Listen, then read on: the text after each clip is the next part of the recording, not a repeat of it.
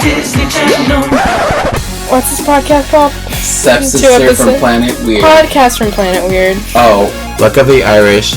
More like freak me in the eyeballs. I love this movie. No! I told you not to bring up prom in this episode. Oh, you want to talk about prom, mama? Drama-ka-flama, baby. I was nominated for winner for God damn it!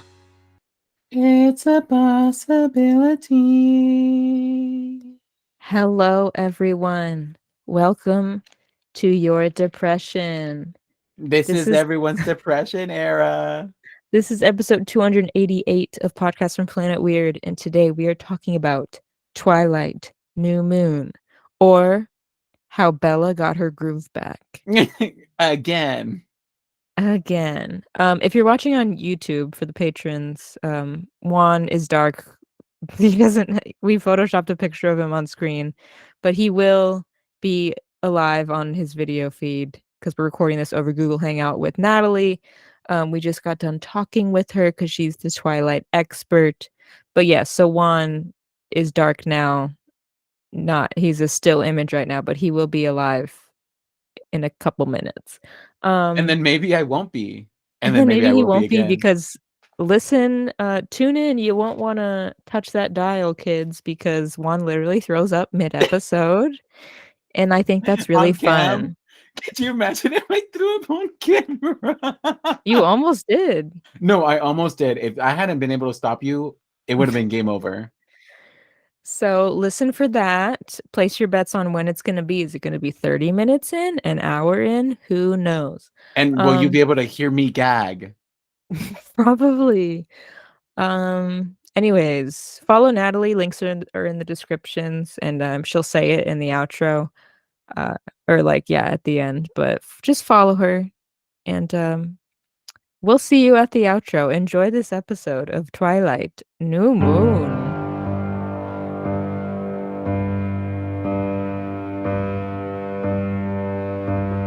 There's a possibility.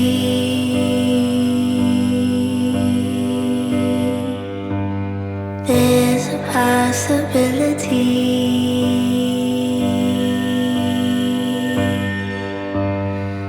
And here we are. Where the hell have you been, Loca? We've been right here. We are here with Natalie. Say hi. Hello. Thank you for having me. I'm so excited to be here. Of course, Natalie is back because we said, who loves these freaking movies besides Juan? Because apparently Juan does love these movies. But we were like, okay, Natalie did the first one. She should probably come back for the second one, especially to explain a bunch of shit to me. Because whenever, and you will be back for Eclipse and the other one. And the other one, because... And the other one that's a sister to the other one. Because these will have to be explained to me, because I was like, when we did the first Twilight episode, I've seen that movie a couple times. I read the book. I, knew the story. This one, I read, quote, unquote, I read it, but I feel like halfway through I checked out. And then... And that was in maybe 8th grade. And then the movie, Juan and I had watched with our friends Michelle and Adrian over FaceTime, and we got 40 minutes in, and then I think their internet was going out or something. I don't know. They made us stop the movie, and so I never saw the rest, and I didn't know. I'm gonna confess something really fast. I forgot that these were books. So when you said I read it, and I said, "What the fuck? How does one read a movie?" The graphic novel. I read the screenplay.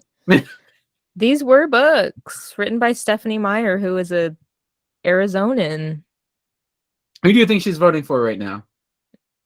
Let's ask her. Bring her on the show.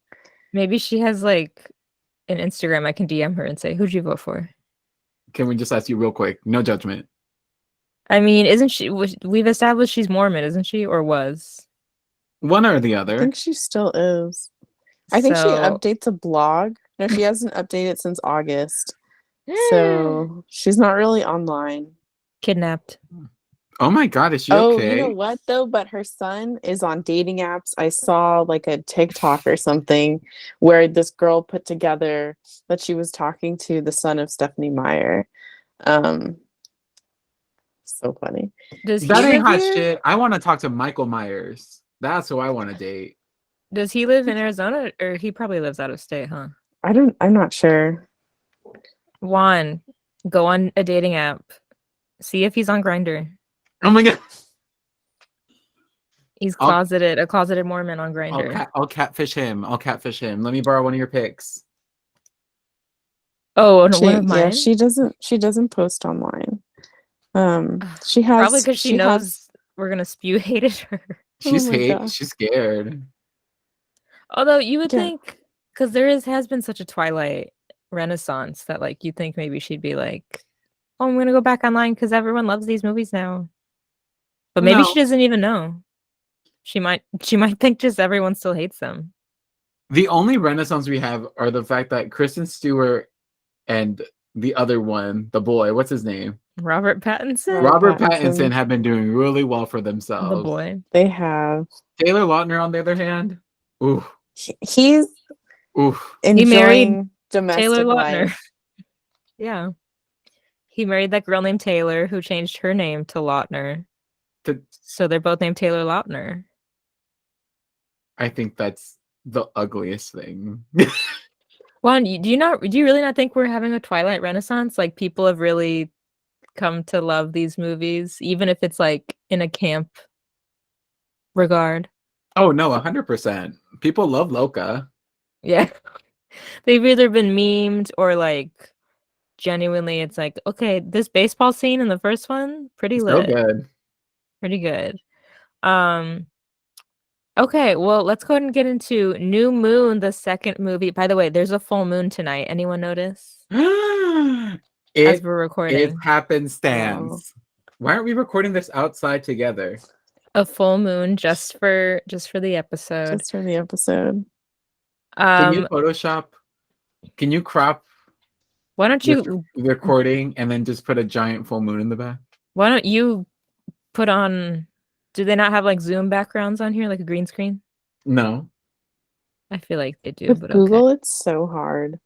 Google Meets. I've had trouble with them before. Yeah. Apply visual effects.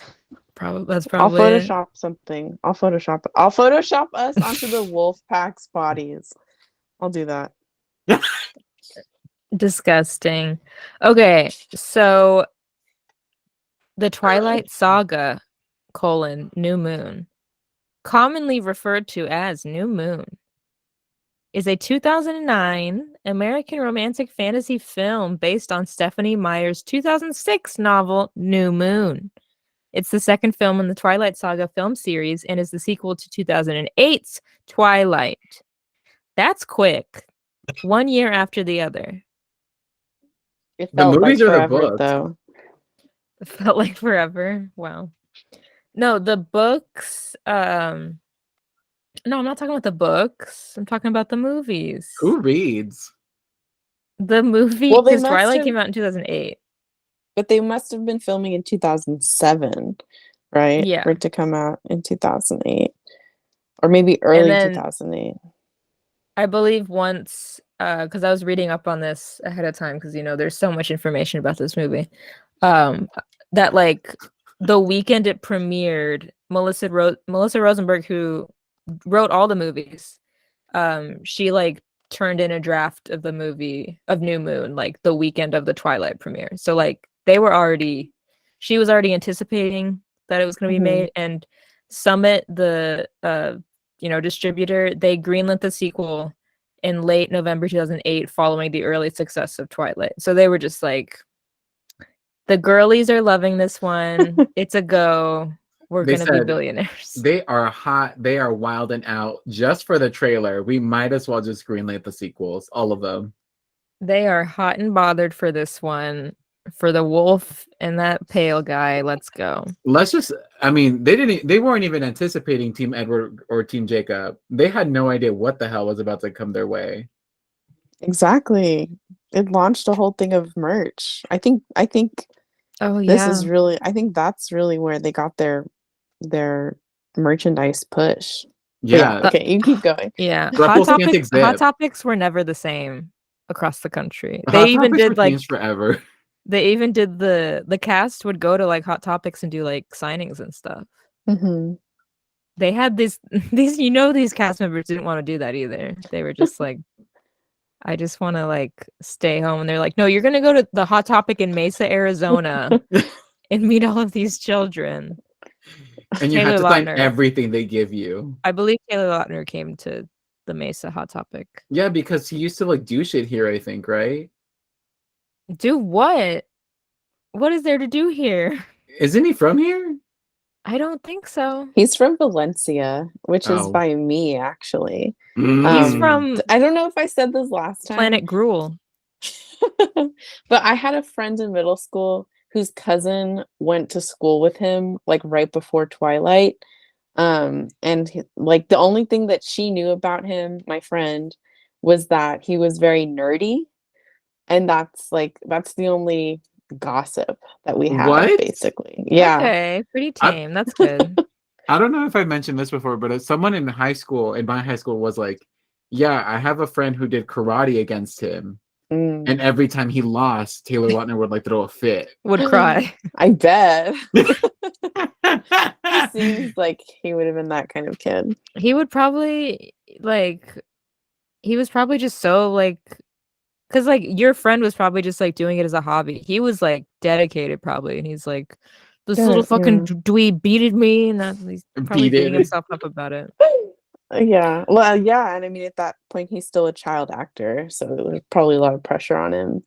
Mhm. And if he's not booking roles and he's not winning karate tournaments, then Then you who know. is he? Who is he? What is his identity at that point? I saw his Oh. movie Abduction with Lily Collins. I haven't And seen you know that. what? It wasn't terrible. It was okay. I love that track from Olan that's in that movie. That's all I know should about the watch it. movie. They like make out on a train. That's like all I remember. And he did like a lot of his own stunts, like him like scaling, like going down this. Shut Building. up. Who I is don't he? know. Tom Cruise? I do my stunts. Okay, so if we remember the original Twilight film from 2008, Catherine Hardwicke directed that movie. She did not return for this movie because apparently there was some scheduling conflicts. So they got Chris Weitz to direct the movie, and he directed The Golden Compass, which I know Juan loves. And then he later went on to do the 2015 Cinderella with Kate Blanchett and Okay. that British girl who from Pam and Tommy. That's And a then- great movie.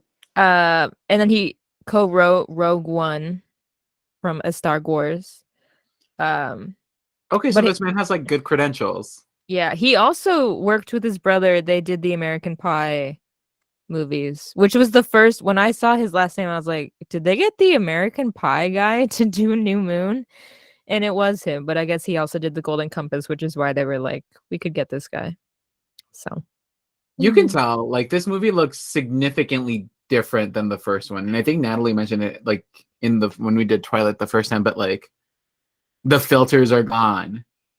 Well, so the first one, it's very cold. It's very blue, right? It's supposed to be, it's like kind of representing Edward and the Colons, right? This one I was reading up, and they wanted to do a warmer palette, a lot of reds, browns, types of colors. Because Native people are red and brown. Wow.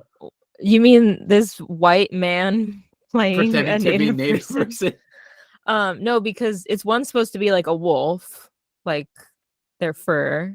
But also they were like kind of taking from the color palettes of like Italian paintings because of the Italian setting in the end of the movie as well. And so like the red, like they don't really use red until like the end of the movie with all of the robes and the cloaks and stuff. So there was some choices there. I did miss the blue though. Really takes me back. And I haven't seen the other movies, so I don't know what those look like. They better be fucking green or something. Purple. They They get should change worse. color. I think they just become more neutral, don't they? I think That would so. make sense. It's very much just like it's straight up daylight. It's just straight up daylight.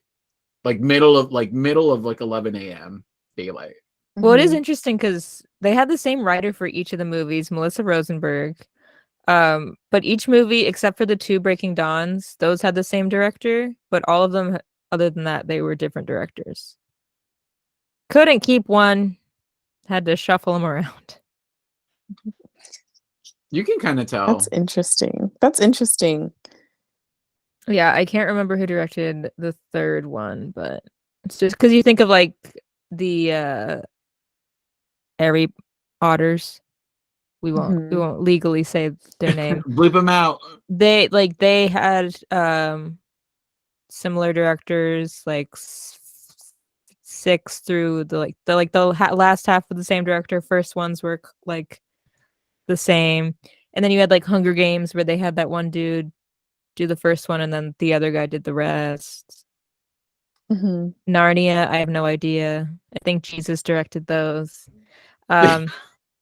Anyways, so Chris Weitz came on to direct the movie.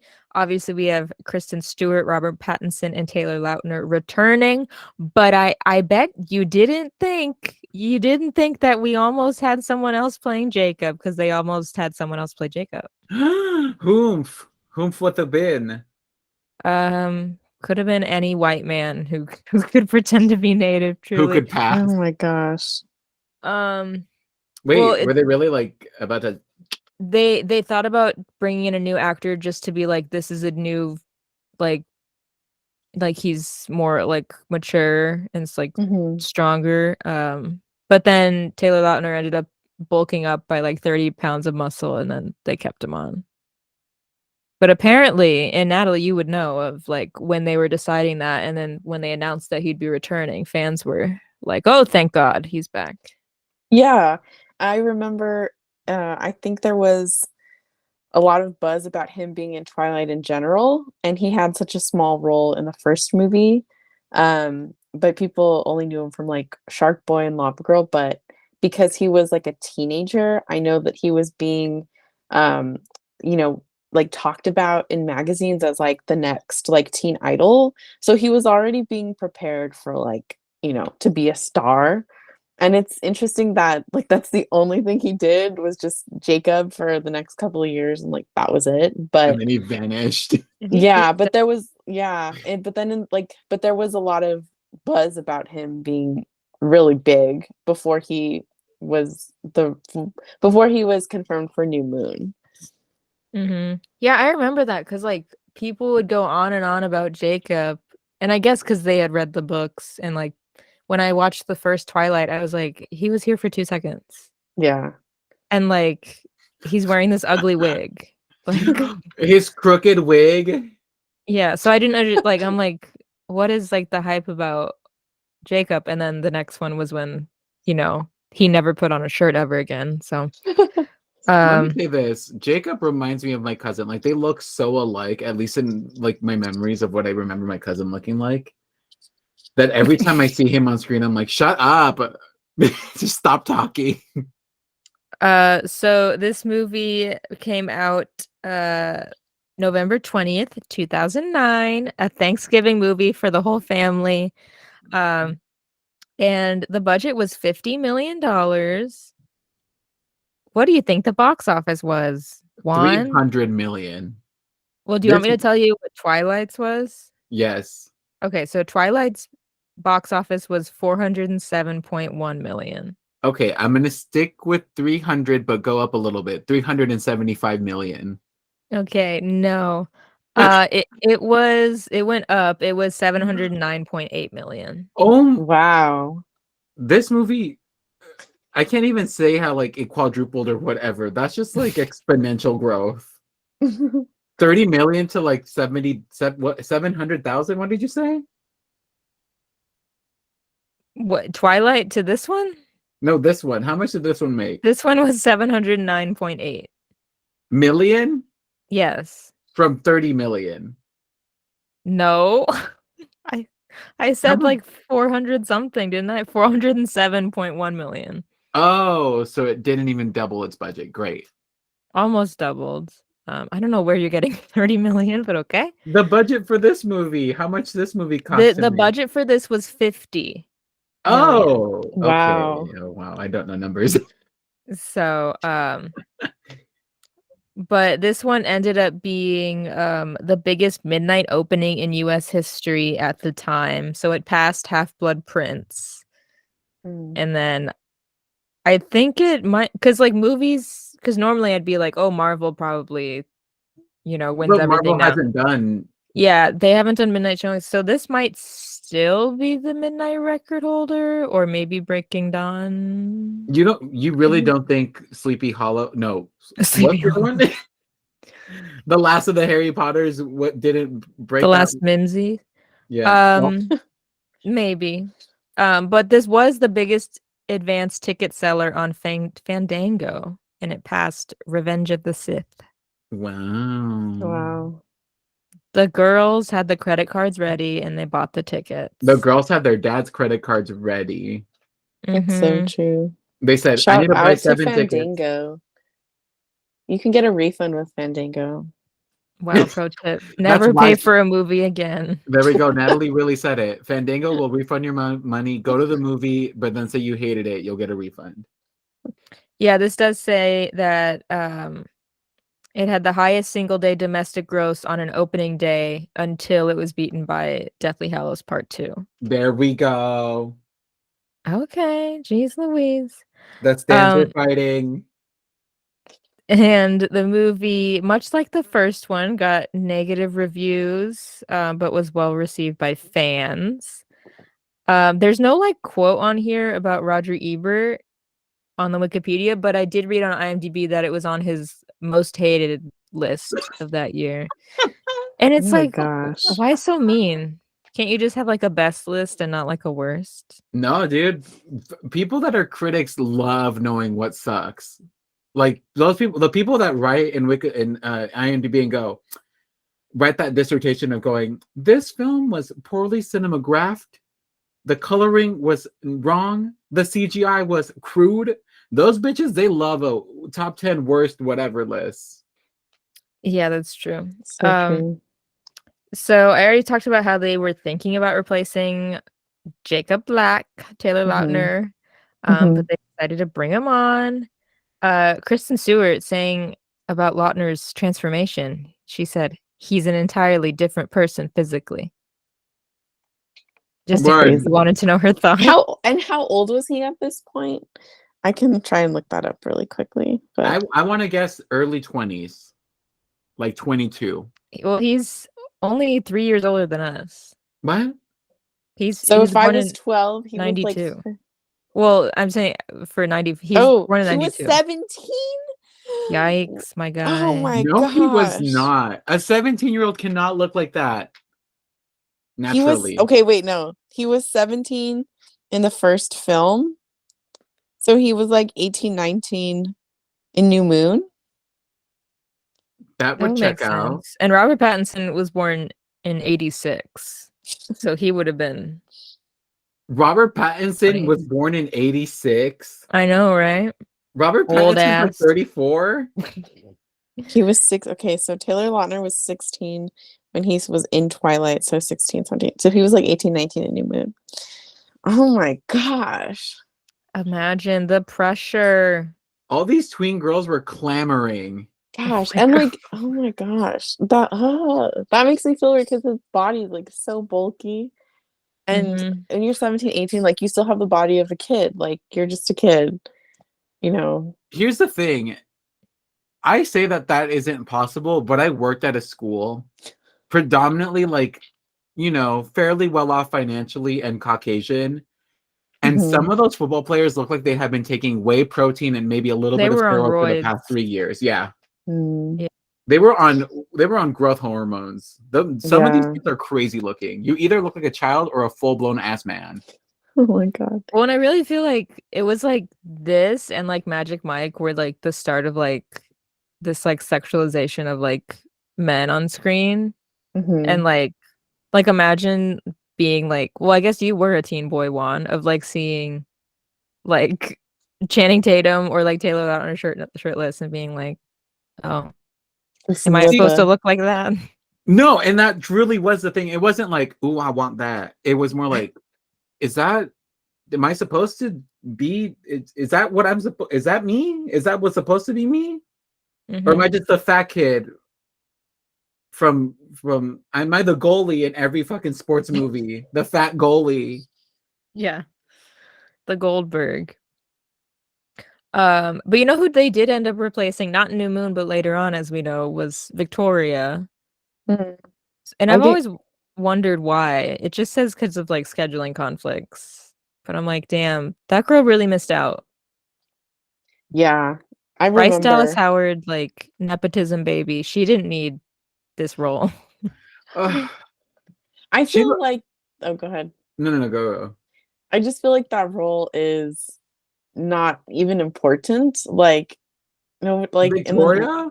yeah, I mean she's a villain, but like in the grand scheme of things, it's like I found myself wanting to skip through her scenes in this movie because I was like, I don't care what this lady's You're doing. Is she in every movie? Yeah, she becomes a no. big part of like I think Eclipse. Oh yeah, Yeah. yeah. Oh yeah, she's not in the last two. Oh, someone dies. So Okay. Okay. Anyways, for the Wolf Pack, the casting for the rest of the Quileute tribe was headed by casting director Renee Haynes, who has worked on films with large Native American casts such as Dances with Wolves and Bury My Heart at Wounded Knee. So tell me So why half this cast was either Hispanic or Asian. they sent out a casting call asking for any First Nations / Aboriginal actors and actresses between the ages of 15 and 25. And then I later read on IMDb that they like had to have proof, like papers. Show me your They had tribal. those tribal IDs. They had to have them ready to go to be like here. So But Taylor Lautner got the wow. pass. Oh my gosh. Well, I Mm. also read that Kiowa Gordon was attending Stephanie Meyer's church. Like he's also from a Mormon family and they knew each other and I don't know if she approached him or she had someone reach out to their family about auditioning for New Moon. Is that Sam? Lil Nepatiz. He plays I Embry. Embry. Mm. We all know who Embry is. I definitely didn't just scroll down and look at Wikipedia and see that his name is Embry Call. I definitely don't recognize all the native cast once they cut their hair. All I know is that Boo Boo Stewart shows up in the next one, right? Yes. Little Boo Boo as Yes. Seth Clearwater. Is he the young child? He's baby boy. He's Baby Wolf? He's Seth Clearwater. Love. I've just always known that. And so when I heard Harry Clearwater, I said, now hang on. It's all making sense. Mhm. Anyways, other quick things about the movie that I read earlier. First one, it was filmed in like the Oregon, Washington areas. Not this one, bitch. This one was filmed in Vancouver instead of Oregon, and they location match. So like that's not the school from the first one. That's not Bella's house from the first one. It's all a lie. They lied. Films are lies. Wait, how is it not the house nor the school? They look like the interior shots? Well, let me tell you, Juan, that they did a pretty good job, didn't they? Location matching, because you couldn't tell. Movie magic. No, they like found some building that had like the steps that kind of looked like the out of the school because they don't go in. They just have like Mhm. the parking lot. So they found like a parking lot with like stairs, blah blah blah, and like filmed it. And then they What, they went to changed the abandoned mall and just were like, this kind of looks they like a went to school. Phoenix Mall, and then they changed Bella's room up because that bay window I believe wasn't there before. So they put it in there for that sequence to do the Girl, green. that bay window wasn't even there at the start of this movie. It just showed up for that sequence. It was a star, and we love that. And yeah, and one because I know you love, and people online just love that depression scene of the It's a possibility possibility. as the camera is turning 360 around her. So yeah, they did achieve that by doing green screen by the window and just spinning the camera around her for days. No, it was all practical. They filmed that throughout the whole year. She's getting there for the months. seasons. Anyways, I already talked about the color palette. Oh, everyone needs to know this. New Moon is Robert Pattinson's favorite book in the Twilight series. Probably because he's barely Wait, in it. Natalie just laughs. No, yeah, but I feel like there was an interview with Robert Pattinson where like he He said said that I've never read them. no, he just said that he used to lie in like every interview that he Yeah. ever did. And so any old interview from the Twilight series, like he's probably just making up. And I believe that. Because Yeah. like why wouldn't you just lie? The way he just lied. Well, yeah. It's very like There's- Charlie XCX when she was like, not me, I was just lying for fun. Oh, with the TikTok. TikTok. Yeah. Most of Anna Kendrick's dialogue when Jessica and Bella leave the movie theater was improvised. I could tell. A queen, an A acting legend. queen who always forgets she was in these movies we love. Every song that appears in the film and on the soundtrack was written specifically for the film. And speaking of, let's talk about the soundtrack for a second, because these movies, if I know anything about them, it's that there's a wolf, a vampire, and Kristen Stewart, and some bops throughout the films. Mhm. So this one, Juan mentioned we had Possibility by Leaky Lee. Is that how you say it? Miss Leaky Lee, yes. And I guess she saw like a cut of the film and then started writing it. We also have Meet Me at the Equinox by Death Cab for Cutie. We have a song by Tom York, a song by The Killers. We have that OK Go song that plays when they're making motorcycles. Yes, we have the OK Go song. We saw them perform it. They performed it live with the handbells. Mm-hmm. It was beautiful. When that played in here, I was like, this is the fucking OK handbell song. Okay, Go. I didn't know that. I had no idea they had a song in this. Muse, Bon Iver, Grizzly Bear, and then we of course have Alexander Desplat doing the score. But wow, the little emos and indie bitches were loving this one. They had a field day with these movies. These movies introduced an entire generation to indie and emo music. Indie emo music. Bon That's Iver's funny. merch skyrocketed. Yeah. The note that I wrote down about the soundtrack is that I feel like now it's super popular because everyone's making TikToks like specifically based from New Moon and the soundtrack. But when I was like watching the movie in theaters, I was not into the indie music at all, and I thought it was weird, and I like never tried to listen to the soundtracks ever. Like I never sought them out. And I was thinking like at this point it was middle school and I was still listening to Hannah Montana. So they're like none of these songs like meant anything to, Resonated? yeah, like none of these songs resonated with me when I was a kid. Middle school and high school Juan was thriving. This was a treasure trove for me. I was living. When I tell you, one of my favorite songs to ever come out of these movies is what's that one in the third one? Where they're fighting with the wolves, or like learning how to fight with the wolves. Oh, Hungry Like the Wolf. No. No, absolutely not. Well, It's, who's it by? I can tell you because I'm looking at the list. Is it Metric, Muse, The Bravery, Florence and the Machine? Oh my god, these are all your favorite bands, Juan. Look at that! I'm telling you, you really are listing names and going, wait, you like all these actually. CeeLo Green? No, it's by like Head something. The Dead Head? Weather. I Band have of no Horses. idea. I have no idea. The Black Keys. No, You gotta wrong. give me something, Juan. Oh, it's from Uncle. It's called With You in My Head. Okay, Uncle. so now where did you? Oh, okay. Okay.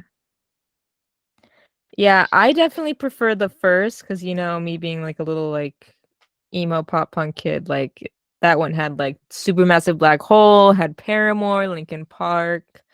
But there I are feel some like- I liked on this one. I feel like Muse really had a big ass stake in this movie. So did in this series. So did Leaky Lee. Like they both like made like songs for this movie. I think for these movies. I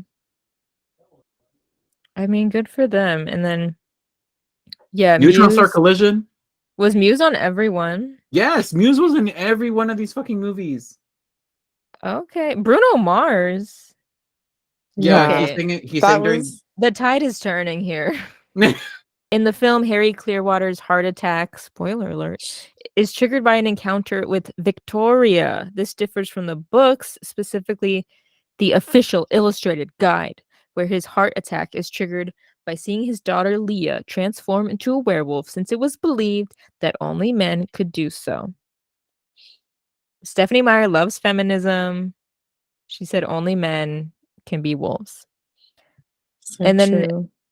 the last thing here is that the scene where a near-death Bella is sinking into the depths was achieved by putting weights in the actress's pockets and letting her sink in a swimming pool. Kristen Stewart was apprehensive about this. So Because they said we're not going to pull you up. It's on you. So director Chris Weitz demonstrated to show that there was nothing to be afraid of. As soon as he hit the bottom, he panicked, pulled the weights out of his pockets, and resurfaced, saying, "We can't do that to Kristen." They filmed her from the side and moved the camera backwards to achieve the effect of sinking. Wow. At least they tested it. I just love a director Yeah. that was like, "You're gonna be fine, girl. You're gonna be fine." Comes back up, she's gonna fucking die if she does this. They said, never mind. What's everyone's history with this film? Natalie. Okay, I'll go first. So it came out when I was in second grade, middle No, school. Or did you say seventh. second? Did I say I was second? gonna say, I was like, anyway. No, okay, seventh grade, middle school. It was a new school, and it was, I guess, to me, I remember it being still really hot, like the temperature wise. So Oh. I can't believe that it was like around Thanksgiving, because in my head it was like a really hot time. And I had a cold when this movie was coming out, but I was so excited to see it. And I remember like that was the first year that I had to do PE like every other day. And one of like the thing that I remember the most about just right before I saw this movie was that I was running the mile. And of course, like we didn't change into PE clothes. I was wearing like normal clothes, and I was very sick with a cold. And I remember like I knew that my grade was slipping in PE because I wasn't used to like having to run all the time. And I remember like trying to keep up a pace. And I kept thinking like new moon, new moon. Like I would say new moon in my head to keep like running through the mile, even though I felt really sick. But I think that weekend I did go see New Moon in theaters. And you at got that, a B&P. yeah, She ran I to the did. theater. I did end up getting a B&P, but I remember like at that point my parents were okay with me watching Twilight and like being interested in it, because of the first one that came out they weren't like okay with it, but this one like everyone in my family went to go see the movie. So it was very exciting. And I remember just like it was so exciting. Everyone like in my class was excited about it, was going to go see it. And I remember when it finished, I was like, that was such a short movie, and now we have to wait like 2 more years to see the next one. Like, how can this be over in just like 2 hours? But this was my favorite one, and the one that I was most excited for, because I was Team Jacob when I was in middle school. And so all of my memories are just like, this is the most exciting time to be watching a new movie. So I have positive memories of it. Natalie, you're wilding out. You said Team Jacob. No way. Yeah. How old are we compared to you? 2 years older? I was born in 97. Okay, yeah, so we're 2 years Like older. early. Oh my gosh. So you were in high school? No. We were Here's the starting. ki- We were No. ninth grade. We were in ninth grade, but we were technically in middle school. Oh, okay. Well, yeah, but I'm 'Cause the saying way you- we had just started our fall semester of ninth grade. Our first semester of ninth grade. Yeah. Wow. Yeah, Arizona was weird, and we had 7th through 9th together, and then 10th through 12th together. And then we switched to the regular like 7, 8 cut off, 9, 10, 11, 12 together. Wow. So that is good, because that's making my memories click into place of like, am I like making shit up in my head, or is this really what was happening? because Mhm. I remember I had a friend who was named Isabella, and like me and my group of friends would always just call her Bella because she was obsessed. So it was just easier for us to just like cut it out and like make her really happy about it. But uh she had read the books. I was just like, sure, I love the movies, like they're fun.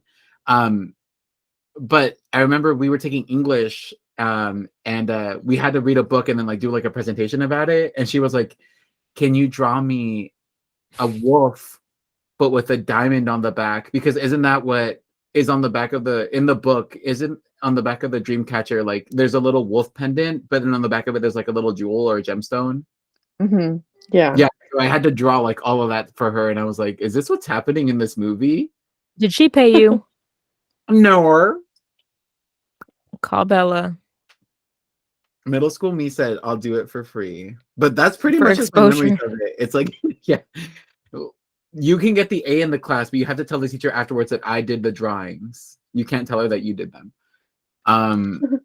No, but I don't remember. I think I might have seen this in theaters with like my cousin or something, because I think I went with my cousin to see these movies because I think she was into it, and none of like my guy friends were into female-led rom-coms. This is not a rom-com. Oh, sorry, dramedy, romantic drama, Yeah, The sure. dramedy. a science fiction romantic drama comedy. Mm-hmm. A So that's Mormon my memories of propaganda it, film. and let's talk about it. Um, I think I read so I feel like I read either Twilight or New Moon in 2000, like in my like 8th grade English class for like a summer project. Like you had to read a book and write like stuff about it. Mhm. So I can't remember if that was about Twilight or New Moon, but either way, I for years and years had only seen Twilight, the first one, and then I maybe saw like bits and pieces of either New Moon or Eclipse. Can't remember. There were wolves in it in college. Um, very like I was like, what the fuck is this? But like no real memories. And then Did like I I watch said, them with you? no, I just remember Lisa was there and she was like, oh, this one like. I can't remember if it was Eclipse or New Moon. I don't know. I just know it wasn't the first one. But like nothing stuck, so I had no idea what was going on. Um, and then, like I said, we watched with Michelle and Adrian, and I watched 40 minutes, and I was like, what's happening? Why is Jacob here? Like, I was so confused. Even though I read the book, just didn't remember any of it. And then, so this was my first time watching it all the way through. And let me tell you, it took last night and this morning because it was a slow one for me. At one point, I wrote, how is there still 30 minutes left? I was shocked. It is long. I'm looking at a time step of it right now, and this movie is approximately 2 hours long exactly. Maybe like Well, that's like 2 hours and what 10 minutes. that's what most movies are, like big movies, but like I think maybe it was just the pacing, or maybe it's just that I hate Jacob, so like him being there all the fucking time was Him being there really for all except the grating. last 30 minutes. Yeah, so but I don't know, but we'll get into it. So this movie starts out with an orange moon, and then the title pops up, New Moon. And Wow. what do we think they meant by that? It's That It's a new dawn, a new day. it's a new dawn, a new day for Bella because she's getting these renewed feelings. Just like the Mhm. moon is a cycle, but what you don't get is because the moon is cyclical, you always return back to what once was. So That's so true. it Foreshadows. foreshadows her uh getting past Edward into Jacob, but then eventually returning back home to Edward as a Edward. Wow. newborn. And the newborns. And this is her senior year. She's turning 18. And the first one was she's 16, 17? I think so. One of those. She's Can't an recall. age. Yes. And also the movie starts out with Kristen Stewart saying, "These violent delights have violent ends." Blah blah blah blah. She says some other stuff. Well, Um, she's in Shakespeare in Love. and we see her running in Italy, and we're like, "What's going on? Why would they just drop us in the middle of the story like this?" And then she's in a field with her grandma. No, and then plot twist. It turns out to be crusty ass old Bella. Mm-hmm. Crusty Bella with her weird ass egg ring. Finger to finger. And then she wakes up and Daddy Charlie says happy birthday and gives her a digital camera. Very of the times. No, doesn't he already? So Don't true. they also gift her a fucking photo album? Yes. Wow, what a I gift to just- get any children. I like s- that. It shows that her parents love her. Like, to me, I feel like that makes a difference because in the end of the movies, like, you can tell that she also loves her parents. And I think that's an important, like, setting the stage so that the audience doesn't hate her parents. I think that's like very important. Who would So, have hated her parents? as- Charlie's great. Yes, he's a cop, but like he's hot. But like if she hated, like if she had bad parents, it would make more sense for her, like why she wants to leave and be with the Cullens, blah blah blah. And as someone who doesn't know what the fuck is gonna happen in these movies, except that all I know is that like she's gonna have a baby, turn to a vampire, there's imprinting, the Loch Ness monster. That's like all I know. So where does Charlie and Arizona Saguaro mom fit into all of this? Like, do they eventually find out or anything? Or is it all just like hidden from them? Natalie? Well, I think the challenge in Bella's journey to becoming a vampire is figuring out how to tell both of her parents that she'll never see them again. Like, that's their original plan. And so you see Bella like try to have these conversations with her parents, but there's no easy way for her to say like, you'll never see me again, but like, don't worry. And then Because she also can't say it or else she'd die. yeah. But at the same time, like, she also doesn't want to hurt her parents either. And and I feel like and I think she even has she can't agree on what to do with Edward. Like, Edward has different opinions on like how they should tell Of her course he parents. does. Always got an Yeah. opinion, this guy. That So- the end of the movie when she goes, "Shut up." Best part of the franchise, in my opinion. Exactly. Yeah. I have notes about that too. But I think like if you think about the teeny bopper fandom and like if they were to think like, oh, her parents stink, like that's another big like reaction that people could have had to the movies that I think didn't happen, or at least they set it up really well so that the parents are like very concerned still in the ways that they can be without knowing that she's like dating a vampire. So she can't say anything because of the Volturi? Is that it? Yes. Yeah. But could she write it? She can't verbally Write say it it. down on a note and pass it to them. No, this is why you have werewolf friends who can reveal certain secrets without revealing all your secrets. I'm so fucking confused. Okay, well, anyway. Jacob helps. Okay, good. At least he does one In a fucking very- good thing in his In a life. very very homosexually charged moment, actually. Okay, so And let we me tell you, have- Sean Cody was thriving when that scene came up. we have the school scene where, like you see the old friends from the Her first generic one. ass friends. Yes, but then Edward arrives and all her focus is on Edward. And they're just fully making out in the parking Yes. lot before school. The way they make I that was first kiss shocked. though is so weird because they like go for it, but then like they move like underneath each other's mouths. I'm like, what the fuck is going on? Why y'all do that? Nasty. I was shocked. Sick. And then Jacob arrives, newly buff Jacob, his new biceps and his With dream his crooked catcher. wig. Yes, he still has long hair at this point. I forgot. No, his wig is dead ass crooked. It's like this. It's slanted. It's I true. believe it. He said he hated that wig, Taylor Lautner, and it's like, And yeah, the we all wig did. hated him. So there's already some tension here because we remember from the first movie that they don't like each other, and there's this whole thing that Jacob talked about on the beach, and I'm glad they referenced that because I said, "Oh yeah, I forgot about that." So I'm glad he brought it up again for me. Bella said something here to Edward though, where she's like, this whole like the first 20 minutes of this movie is basically just Bella fearing her own mortality and growing old. I said very gay of her because the gays fear getting old. It's like a common fear. But she also says, isn't it sick that like you're dating a younger woman when you're like 100 years old or whatever? I should be seeing someone my age. And I'm like, is that commentary on Mormons and how like She keeps bringing up her age in the beginning. Yeah, it is a whole thing. she's scared? Meanwhile, Edward looks like he's 35. You know, Mhm. because he is 35.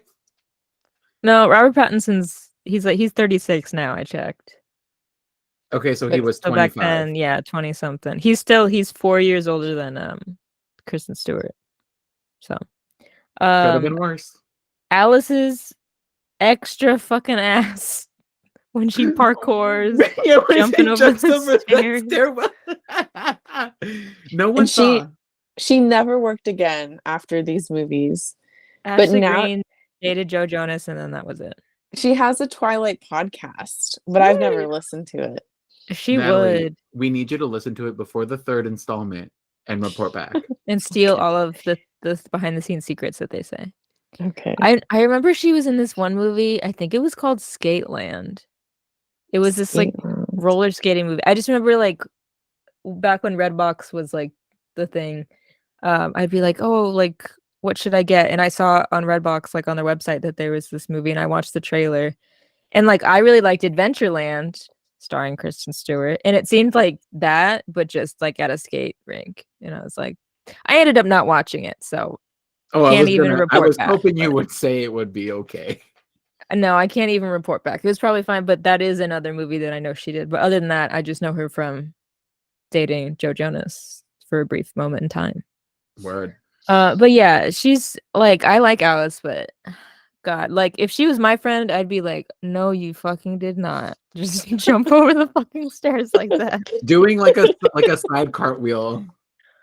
Not this, anything but this. I love how no one says or reacts differently. Like they're like, "There's Alice again, doing flips and shit." Doing somersaults and shit.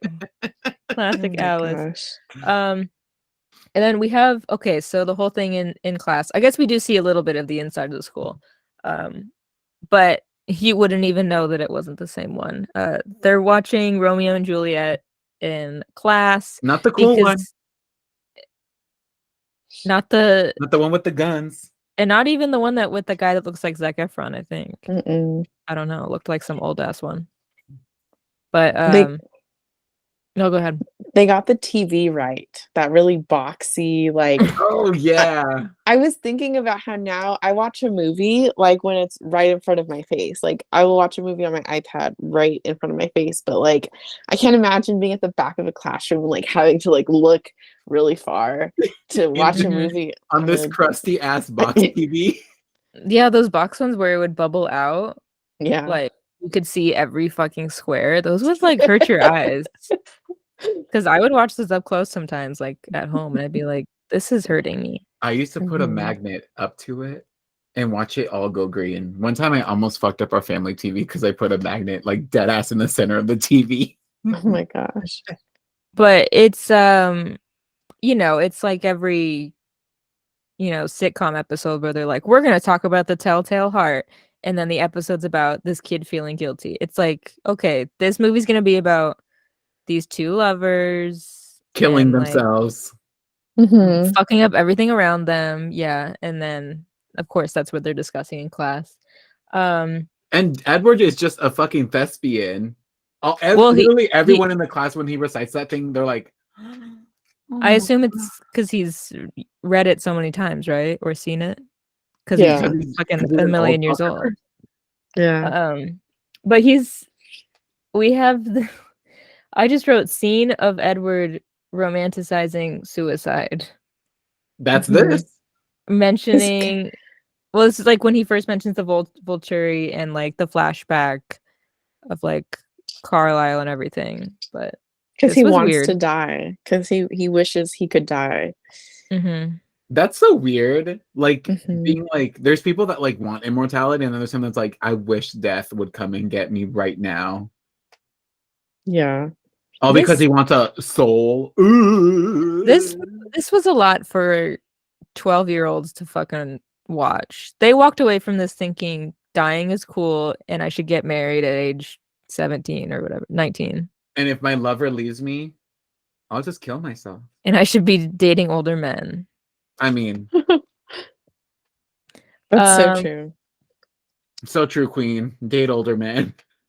We have the iconic paper cut scene at Bella's Mhm. birthday.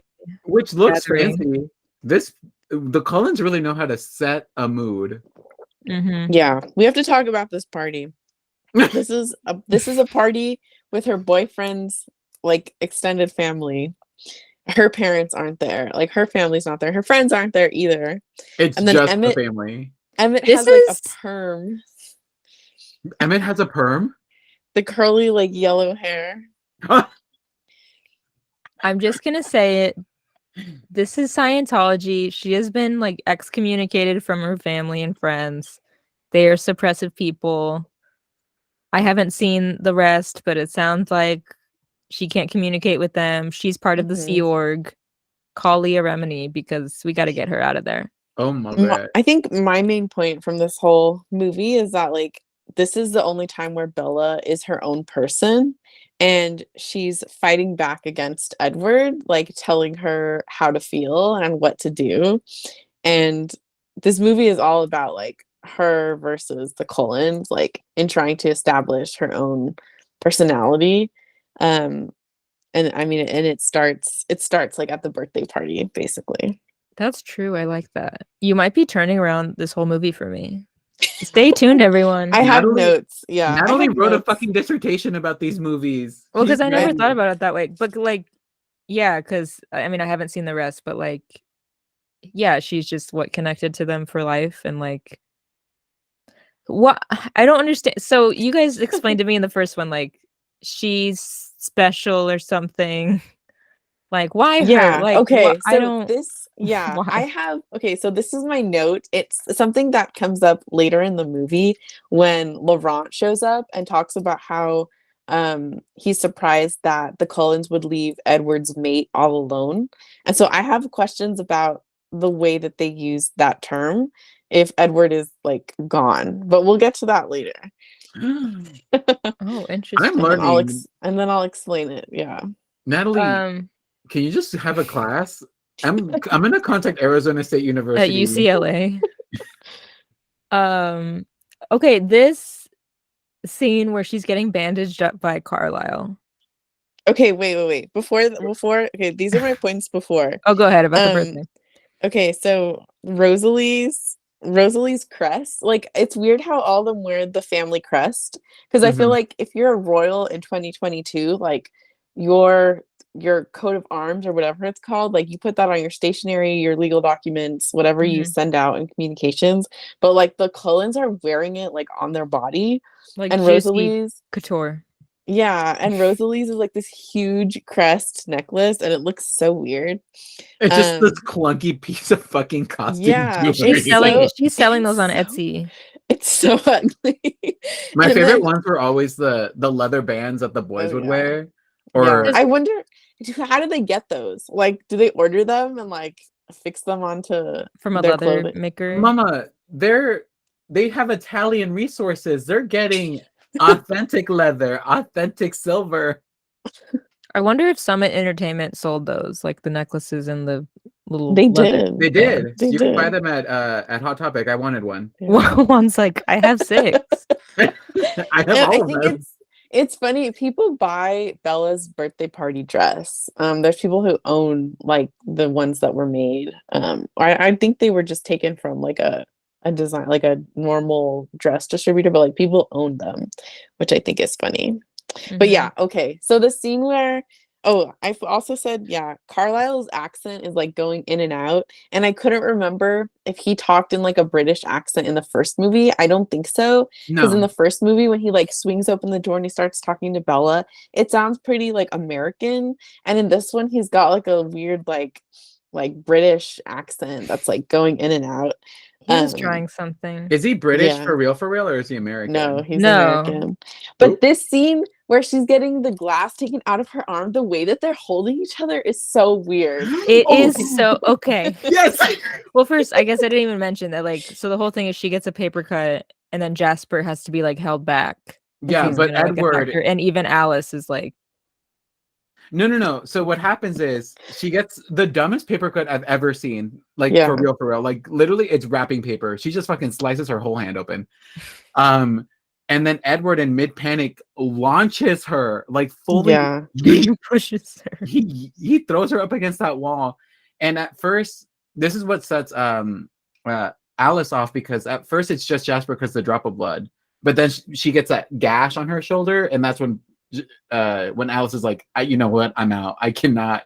It's a lot for me. I'm hot. I'm bothered. Mm-hmm. So Damn, she he really fine. just pushed her against the wall. He really did, and then the way he looks at her afterwards, like he's just like, Like it was her fault. yeah. Why did you open this gift? How dare but you? yeah, so when she's getting bandaged up by Carlisle, I wrote like, is it me or is there romantic tension in this bandaging scene? There is. Because she's holding him by like his waist. Yeah. Like Bella's holding him by the waist as he's like stitching her up, and I was like, do you think they fucked? Exactly. That's what it looks like. Because he's like leaned over her while she's like sitting on a table or something. And But, they're Something like, like talking that. to grabbing each other him. like this. They're talking Yeah. in these voices. Yeah. It was interesting. Let me tell you, the only time I've ever held someone around their waist when they were that close to me, we fucked 10 minutes later. I believe then she gets taken home, and then like before they say goodbye, Edward and Bella, they have the kiss where they're doing the weird like moaning. Oh yeah. Yeah. They're like weird, like, fully I don't want to moaning. kiss, but I'm kissing kiss. Yeah, I was like, not this. I'm in pain kiss. That's when isn't that when they use the song Roslyn? I just wrote down like Comment. oh gosh. It's I can't, but it's one of the like the TikTok songs, I think. Damn, why specifically New Moon is like, why is that popping off on TikTok? Those songs. because of like the depression scenes. Because that's where the Licky Lee song comes from. I get but that one. I think it's just because the whole movie is about like depression. The And whole I think movie's like about sad girls being sad. like I didn't see those memes come up until like the pandemic, basically. Yeah. So we were all stuck inside. so yeah, so I think it's just everyone associates like that whole like just segment of her being alone.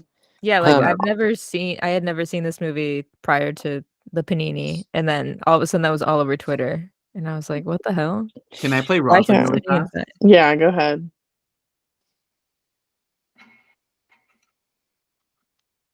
Oh, I don't wanna. Yeah. It's noise gated, but we get the gist. Oh, it's noise gated? Yeah, It's okay.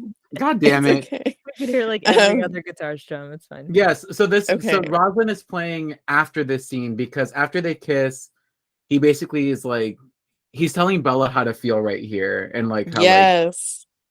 what's he saying here, Natalie? Okay. Isn't he like, I don't want you to be with me, or something like that? Yes.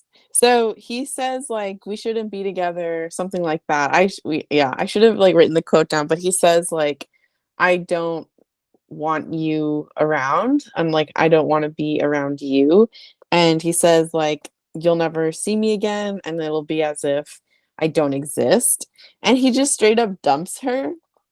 Oh yeah, wait, no, and- that's the next day, because the Roslyn scene plays after her birthday party, when she's like And moping then- around in the school. Yeah, there's the montage of like the Colin's table is empty. Oh, okay. The So friends okay, aren't sitting so with Bella. okay, yeah. So Rosalind comes after that. So my notes that I wrote down was like, okay, for being the most wanted man, like for being the star that everyone is like in love with, I think the way that he dumps her is bad, right? Like it's a bad breakup. Oh, And 100% everyone's like, yes. if this is like your eternal husband and he's telling you like I don't want to be around you and I'm leaving you, and everyone But he knows, lies. yeah, but he's lying, but the situation is like going to be very bad. I feel like that just puts Edward Cullen in a bad light immediately. Like why would you have this like romantic lead like Yeah. lying like this? I would not get back together. Like, Yeah. I yes, And would. you so lied for my own good, but like, bitch, you lied. You couldn't clue me in. Like, and yeah, what? my note is that she's a better person than he is, but he's acting like she's not. Like there's a like, and I think this is where like, and I don't like to use the word gaslighting because like I have never used that word in my life and people just throw it around all Like the time. overused. Yeah, but like this whole movie is just him talking about how they're not meant to be together because it's not safe and like he needs to be like away from her and blah blah blah. And she's so much better than him. Like she like this is her movie where she's trying to establish her independence even though she wants to be dating him and like with him all the time. Even though she's And doing it in a very reckless manner. Let's just put that out there. What she is doing is not the right way to yeah. do it, but she's trying to supplement feeling for feeling. She's But trying to he, over exaggerate one feeling to get rid Well, of the other. yeah, and I think that this is the issue with why people think these movies suck so bad is because he's putting her like in a bad position where like if you know that they're destined to be together forever and he's breaking up with her and she's trying to prove like why she's worthy. Like she is already so much of a better person than he is, but she's trying like to get back with him and she's like she has to act like she has to do all of these things to correct the path of the plot, which is like bring him back to her. And like I don't think that it's her fault that like people think the story of Bella is so bad. I think it's just that like the way that it was written is they make him such a bad person, like in Mhm. this movie specifically, And and then she make her has look to make psychotic. and she yeah, still goes after him. yeah, and she's trying to make up for it, like so that they can be vampires together. But had they just been vampires together in the beginning, like they wouldn't have put There wouldn't be a Bella in movie. this situation. Yeah. So I We're don't know. I mentioning just this, think by the way, because this is the next fucking literally hour of this movie is just Bella going ape shit fucking crazy and putting everyone she loves in danger, In including harm's herself. way. Yeah. yeah. But go Also, I ahead, just Sarah. love that because when the breakup scene is happening, he's like, we're leaving Forks, blah blah blah, and then she thinks she's going with.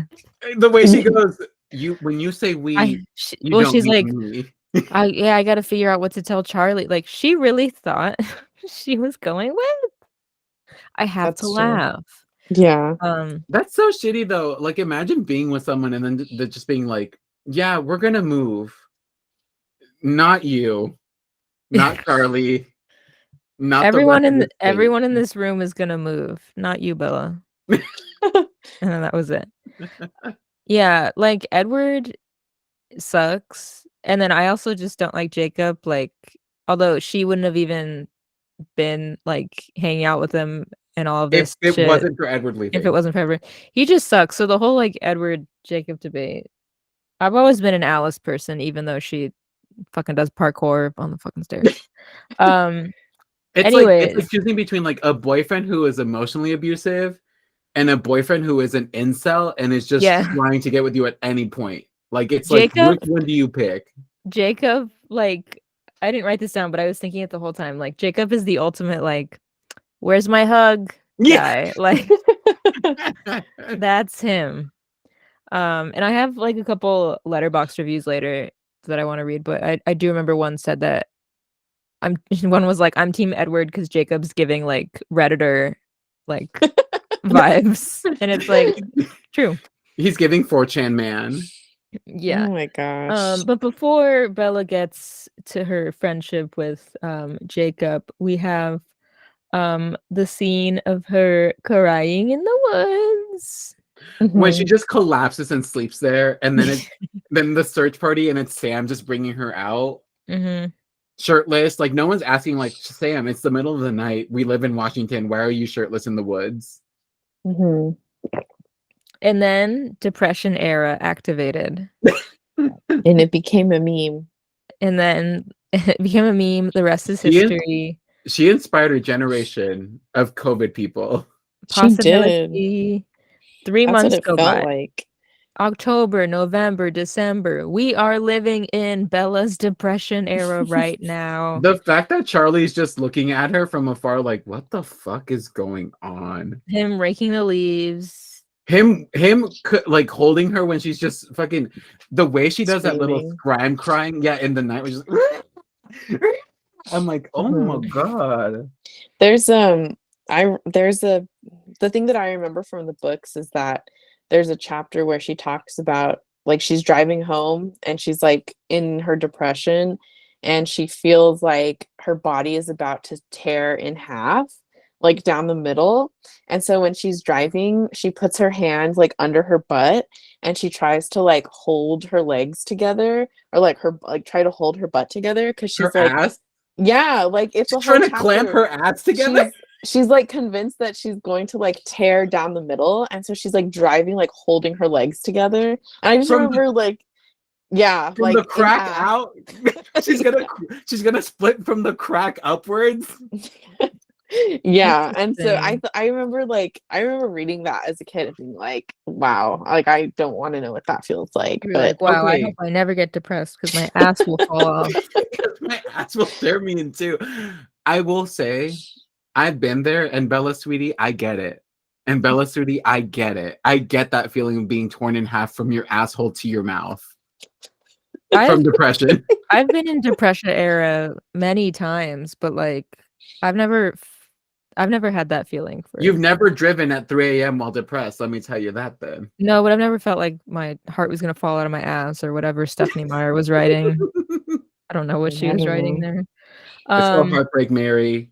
but so then, Charlie's asking like when like are you gonna hang out with anyone? Like, what about your old friends? And so she's like, oh, I'm gonna go hang out with Jessica out Because of Yeah, Charlie threatens, he's like, you're moving back. And so I to yeah. think this is like her way Jacksonville, to like say Florida. And she goes, Florida. anything but Florida. I'd rather hang out with Anna Kendrick's annoying ass in this movie. Anna Kendrick, who goes, we get it, you're depressed, but we all go through something. Get over it.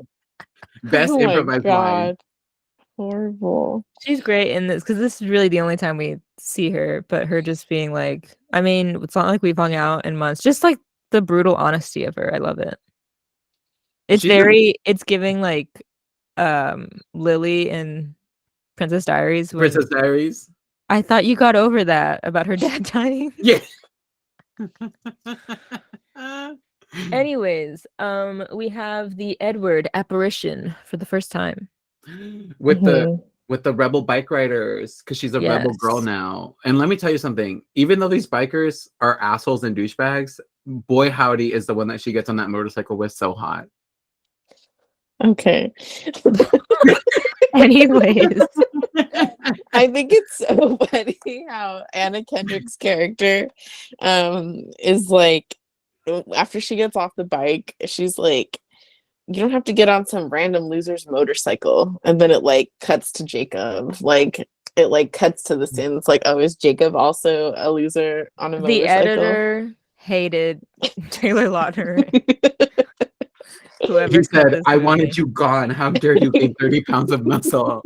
Well, I was reading about how like they were trying to figure out how to do like the scenes of like when Edward is talking to Bella like from the books, and so they were like, we're just gonna do this little apparition where he just pops up like a little Mm. ghost or a genie.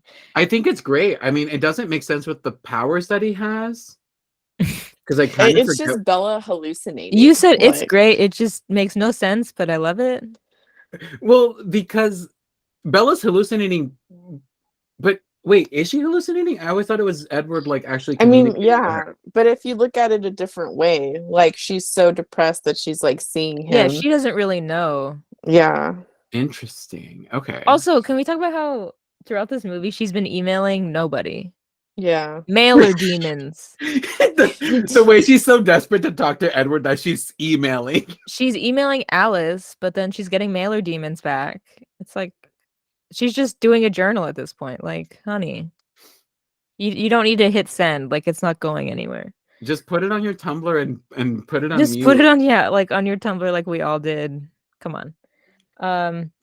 Yeah, Juan, you mentioned the motorcycle guy.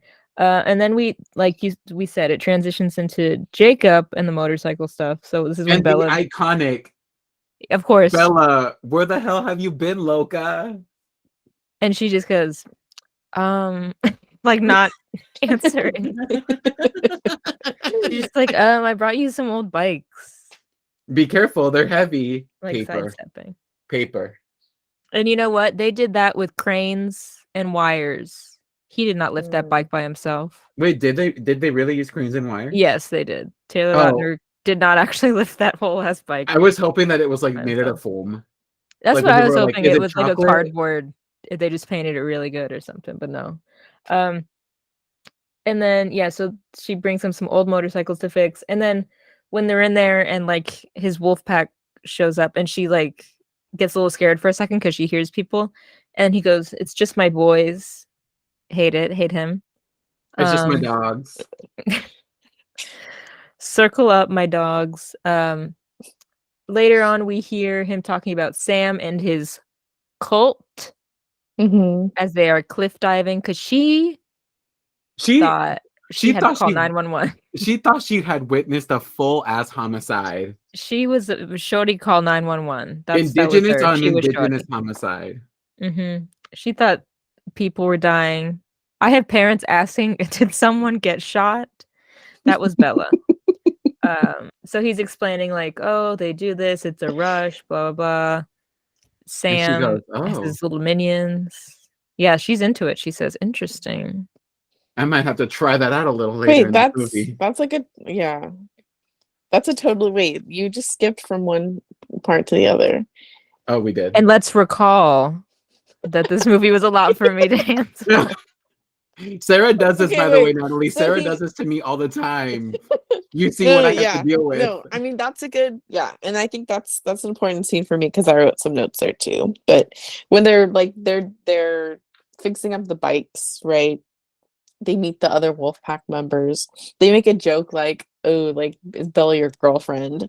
And then it cuts to them actually testing out the bikes, which is when Edward is appearing more.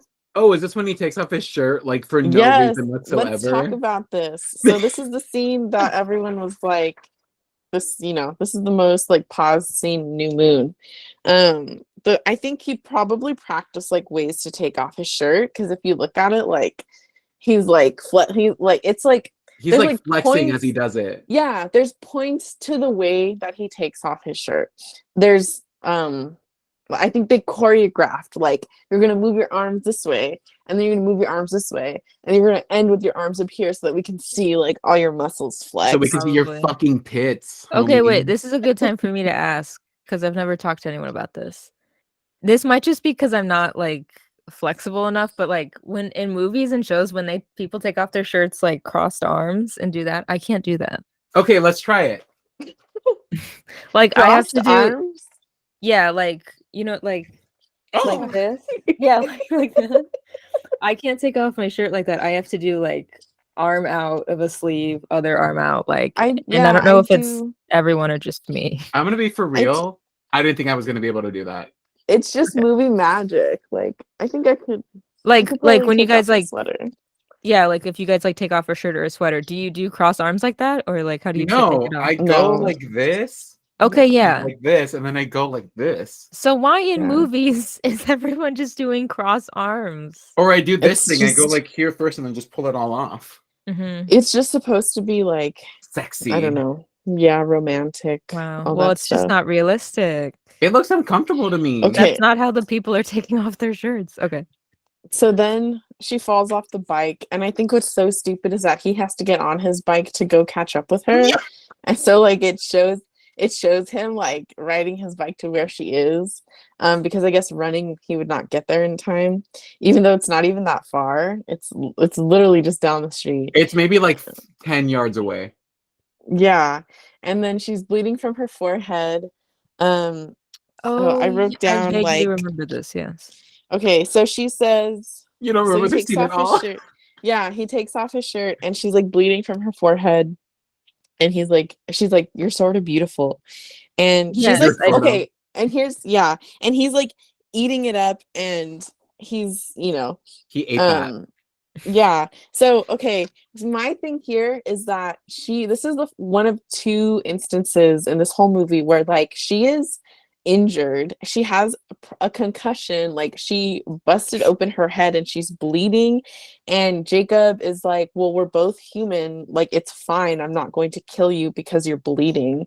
Right. And there's no mention of her like going to the hospital or anything. Like, her dad doesn't know that she's like concussed. I Like, was gonna say, she has like no bruising, whereas like in the first movie, like they took her to the hospital right away when they thought she got hit by a car. And then when And then she James fell like, down those stairs at the end. yeah, when she you got know, pushed. and so here when she falls off the motorcycle and after she goes cliff diving, she doesn't go to the hospital at all. And it's like, okay, is it because Jacob's a human? Like they're just like she's allowed to get like hurt. Fucked up. Nobody cares. It is So- kind of weird how like, I mean, even after she gets flung into the table, she gets sutured up by like an actual doctor. But like here, it's just take my dirty ass shirt that we've been wearing while I fix these fucking bikes covered in motor oil. Use the whole fucking thing on your head. And that might be a good reason because a good thing to point out because the wolf pack, like when they turned into wolves, one of them like ripped the face off of their girlfriend. Yeah, And what's so her name? it's Emily? Emily. Yeah. So it's probably like it's more appropriate. Like I'm sure that in the wolf pack, I don't know, culture, they're like, it's totally fine if we get hurt. Like that's just part of life. Whereas like the vampires are like, no one can get hurt here. So I think that's interesting. That is an interesting way to put it, because I actually have never thought about it like that, where it's like, yeah, the vampires are, vampires, but they'll make sure that everyone's okay. Mhm. Whereas the werewolves are like, Yeah. put some dirt on it. Let me spit in that cut. Well, they're wolves and they own the night. Then we have Mike asking Bella The to do a double movie. date. I love this whole part. My favorite part. I had to go back and rewatch it like 3 times Just The to see him surprise look double like a date. fool. just to see them on a it's a love triangle, right? It's like a I don't Well, know. and in the book, they're much closer because they work at like a shop together or something in the books. Yeah, believe. I don't remember Bella that, but I'm and- sure. I don't And remember Mike? either. I read it.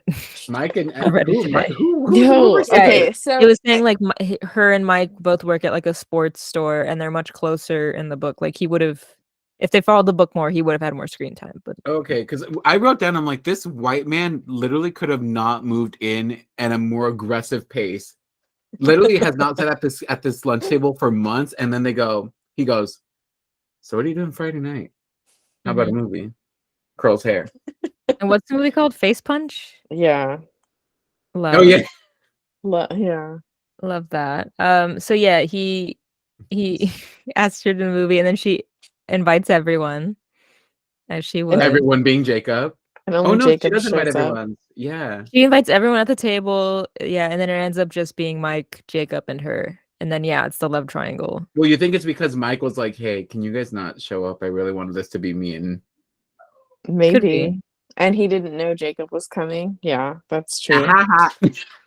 Could be. And Jacob's not old enough to buy a rated R ticket, so he's 17. Like he's canonically 17. No, is he? Because I thought Bella was like, you're like 16, right? Is that that's in the first movie. But in this No, one he can't. In this one too, because she also says like, aren't you 16 when she first sees him like fucking ripped? Oh, maybe. I don't know. Oh yeah, because she was like can't scared. Yeah, he's like, are She you was so buff. on roids? remember. This Yeah. okay, yeah. So yeah, Mike gets the flu and he has to leave. Does he? Um, Or is he just so sad oh that he yeah, left his hand like this, waiting for Bella to hold it? and I then love when I I love when could they zoom not. in. I could not with their two hands sitting there like that. Poor Bella.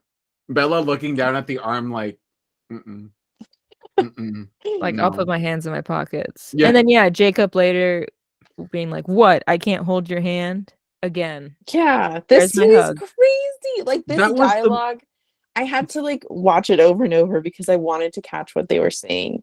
But they're just like confessing that they like each other, and they're both like like they're both like into each other kind of, but she's saying that she's basically bound to Edward and like she doesn't want to actually like be in a relationship because she knows that like he'll come back for her or something like that, you know?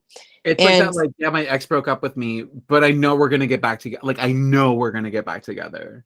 yeah, but then Jacob's asking Bella like, "But you like me, right? And you think I'm beautiful?" And Bella's like, "Yeah," like the face that she makes is so funny. But She goes, "Mm." I think that he's a like I don't know. I think Jacob is kind of a good friend. I think I need to like dive into my notes more on that, but um I think wait, I'm trying to follow my I think notes he's here. a good friend, but he just doesn't understand where the friendship reaches its threshold. Like, I Mhm. think he's good with Bella, but I think his overall intentions are very like one-sided, where he's like, I'm doing this because I want this out of you, not because I want to be good friends, but because you're a means to an end for me and what I want. Mhm. I think he's a good friend, but he takes a little too much joy in how much it would like piss off Edward. Yeah, Like it's that's kind of true. being a good friend for the wrong He reasons. should Like just fuck Edward. I think they like just need to eat tu mamá también and make out and fuck. all three together. Oh my Yeah. gosh. Um but Mhm. speaking of Jacob, because this is when he gets his new haircut and tattoo and starts saying, Mhm. "Go away. Mhm. But I he don't stands want to like play this. with you anymore." Okay, Go away. so these are my notes. My notes my notes are that her acting in the rain is phenomenal. And I think that when she shows up to his house looking for him and he tells her to go away and she starts fighting back, this is her chance to fight back for herself in the way that she couldn't with Edward or that she didn't with Edward.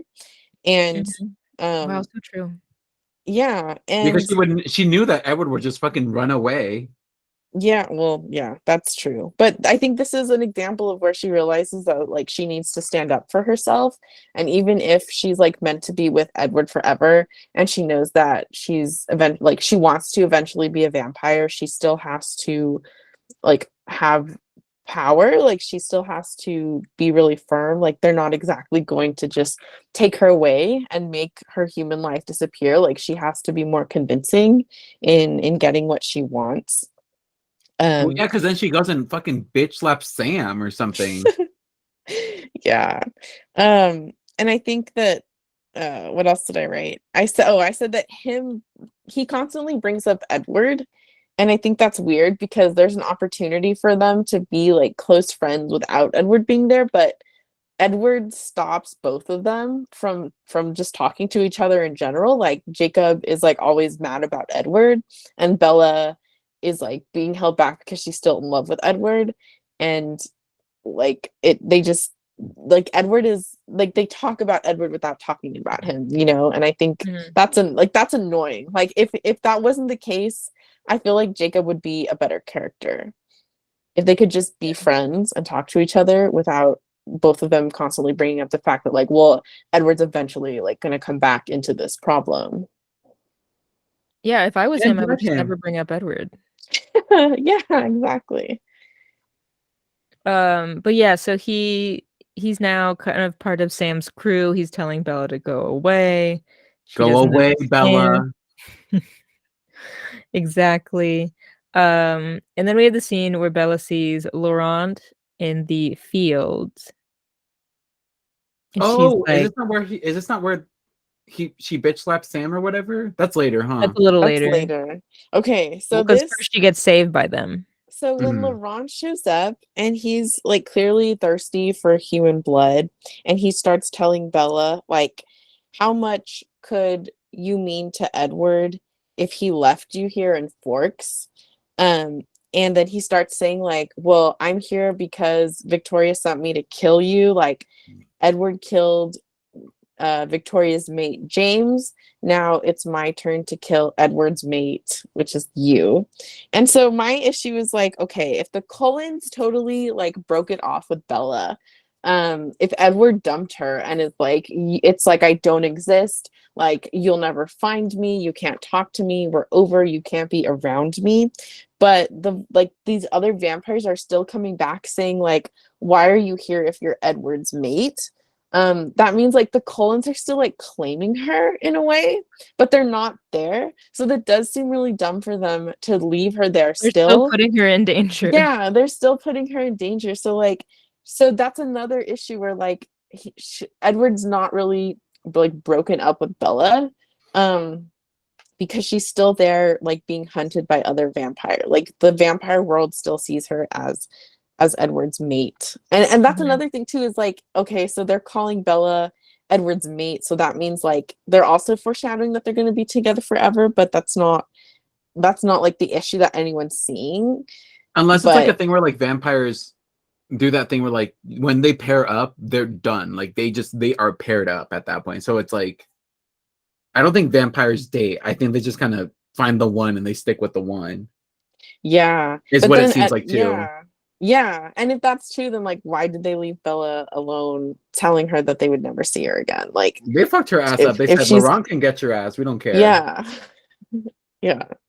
It sounds like there should really be like some sort of vampire Discord or subreddit or something so they communicate like, hey, like We left this bitch fucking Bella. Forks. Don't come after her, like she's not connected to us anymore. It's all good. We fucking hate her. She threw garlic at us one time. Like just trying to keep y'all in the loop. Here's the TLDR on what's going on.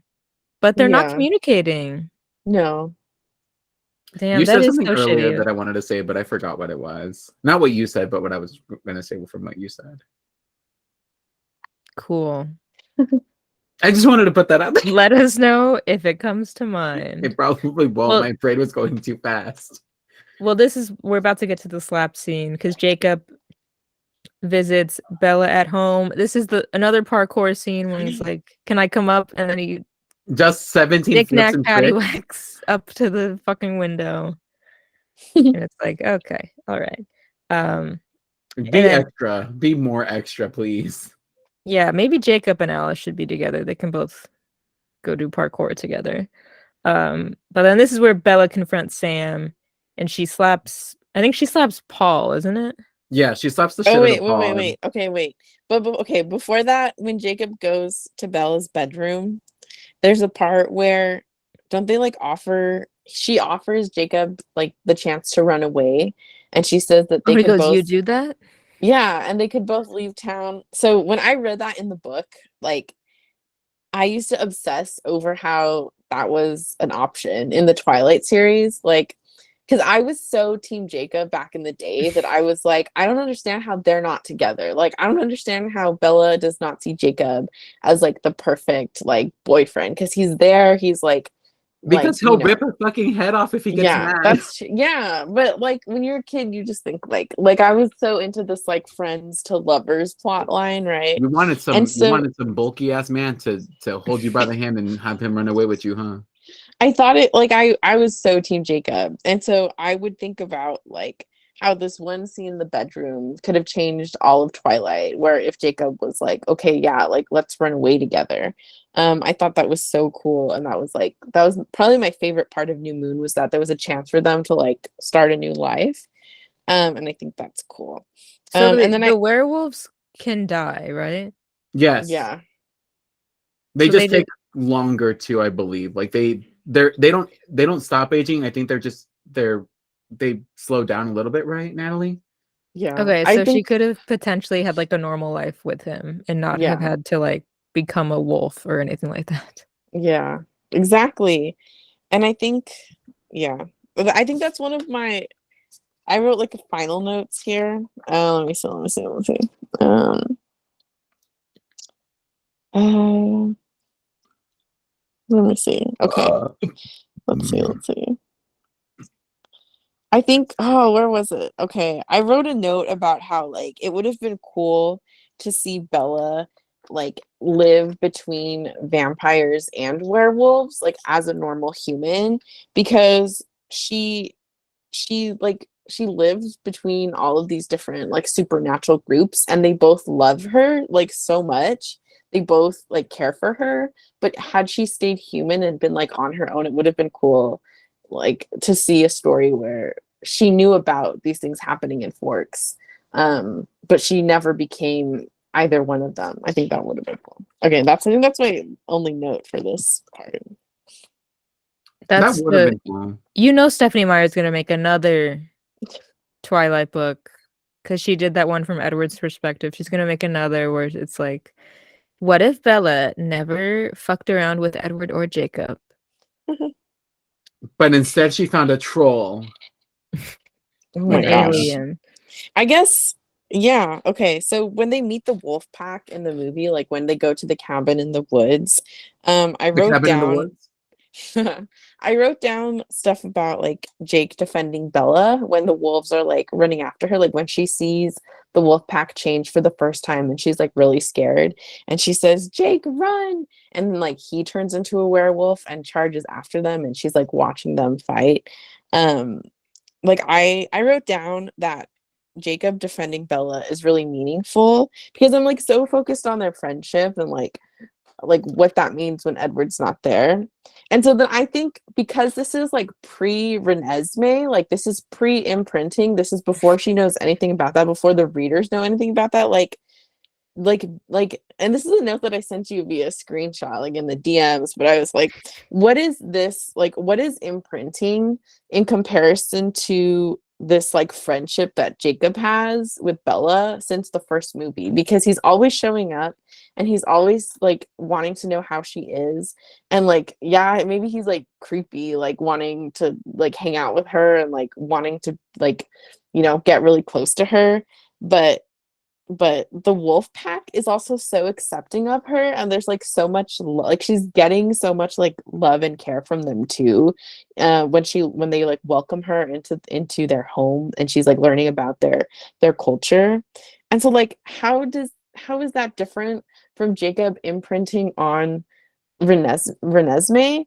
And like what, like because he clearly loves Bella, right? But it can't be the imprinting that early. I don't think that that's something, like, I don't Wait, know. remind me what, because like I know that he imprints on Renesmee. Like, what exactly does that all mean? So when he imprints, that means that like he basically has locked and loaded into his brain that this is the person that he has to protect and be with for the rest of his life. It doesn't have to be sexual, it can be platonic apparently, but that's he's trying to fuck this baby. But when they're like 17, 18. Oop. He stops growing also. His body like stops growing so until the baby grows up to be his age also. What? So it's not a yeah, yeah. I mean, what? What Yeah. the fuck? Yeah, so it's not it's not even really romantic. It's more like this is the person that you're going to be with, like that you're destined to be with. But they're a baby right now, so you have to wait for them to grow up, and then you can start your life together at the same age. But it's like chemically locked and loaded. Like it's not like a I like you. It's like a my body is telling me that I Yeah. am with you. And wait, and that is that a thing wolves do or something? Why does he do it? I don't know. I have no idea. I think there's something like that happens in people where like I think like a baby can recognize the heartbeat of its mother. Like something like that. So like people can actually imprint with their babies. Like I think they say like with women it's physical touch and with men it's like just visual. But then I know that also dogs do that as well. Like they can like it's basically that Like facial scenting? recognition thing of like, yeah, like you are the person that I listen to. You're the person that like I care about. Like the Omegaverse. Okay, I get Wait, but they're wolves, right? Yeah. okay, I get what you're saying there. Okay, so I just think like if Jacob likes Bella, like, and they're just two teenagers like hanging out, I don't think that's imprinting. But why? Why But can't why they is not? everyone so accepting of her? Yeah. I think it's because I mean we see this later because Charlie is friends with Mr. Clearwater, Harry. Mr. Mhm. Harry Clearwater. Um, and so I think there's already just this familial relationship with that family. So it's like Bella's the daughter of Charlie. Charlie's good friends with Harry. Harry's my grandpa slash uncle slash whatever the fuck the family line looks like right there. And so like there's already that lineage there. But also I think they're respecting the fact that it might not be imprinting, but he likes her. So if it's like this weird thing of like a dog in their owner, basically. It's like the dog is always gonna protect its owner, or like whatever its owner also cares about. So I Mhm. think it's kind of that idea that's going on. I also had something else, but I keep forgetting what the fuck I was gonna say. Well, I never took anything as I didn't think anyone got imprinted yet. No one. I think this. I just assume it's friendship. No, just him, and then his friends being accepting. Compared to the Colons, who like you have Rosalie, who like fucking hates her, and then who like I think it's part Jasper of that. being I a think it's creep part all of the that time. dog mentality though, of like them having dog brain. Yeah. That's like I have to care It's about you true, because this and person cares dogs about are people, animals, people. you. Dogs Dogs are love people, people. but on all fours and hairy and not people. I was trying to say like people person, but like they're people animals. You know what I mean? They're furries. They want like they love. Yeah, Jacob's just a furry. There we Okay. go. Okay, So moving on. okay. So I guess the next part, do they introduce the Volturi? What is So that? the next part is when so after they do this, this is when the hunt happens because the next couple scenes that we get in the movie are basically Victoria running around in the forest, the Mhm. wolves hunting Victoria because they're like, Victoria's here, we need to find her. And they say they killed Laurent. And they Mhm. say they killed Laurent, but then it's also Charlie and Harry hunting down the wolves. So there's a hunt for Victoria and a hunt for the wolves happening simultaneously, and they cross paths, and that's when Harry has his heart attack Mhm. because Victoria sees him, tries to go for him, but then Jacob knocks him fucking 50 feet off a cliff and it makes Mhm. him have a heart attack. Mhm. Also, Yeah. that there's a bug in here. Jacob explains that like on the beach again. This was for me because I forgot the whole La Push scene. And he literally says, "Remember when I was on La Push?" But when they talk about like, he says that like they can't touch the colons. Like, yes, they like hunt vamps, but like they can't touch the colons because that's Mhm. like the deal. Mhm. Um, we have Bella cliff diving and Yes, Kristen because Stewart almost sinking to her doom. there's like this weird like thing that happens. Like, yeah, during the hunt sequence, it's also Bella just being a fucking diva and just jumping off a cliff. But then she sees this is what I always thought was weird. Are vampires mermaids? Because Victoria's in the water. Because Victoria never because there's that scene of all the vampires in the third movie where they're just underwater. Yeah, they don't breathe at all. So they They can don't? hold no. Oh They shit. like in Breaking Dawn, they talk about how Bella, when she goes to see her parents as a vampire, she needs to move her Oh, chest up and down so that they know that it looks like she's breathing. So they don't need oxygen to live. okay, so vampires are mermaids. Got it. Yeah. Yeah, but then and then Bella knocks herself out. She like Dumb Yeah. dummy. dumb Scooting back, stupid getting bitch. like, do you not remember that the wall is fucking there? Stupid. Also, Yeah. can you Oh my really just gosh. hurt yourself that easily inside of water? Yeah. Shit, I didn't know that. I mean, I assume this movie is fact, not fiction. Uh, Speak, Natalie. She's telling someone to shut the fuck up.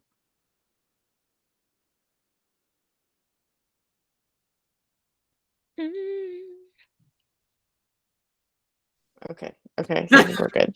So this is another sorry. This is another experience where like no one else cares that she's hurt except Jacob. Um and I think I also wrote down that like they have a real conversation. I don't know. I don't even remember this part, but I wrote down that they're having real conversations, like her and Jacob, unlike her and Edward, where every time she talks to Edward, he's like shooting her down.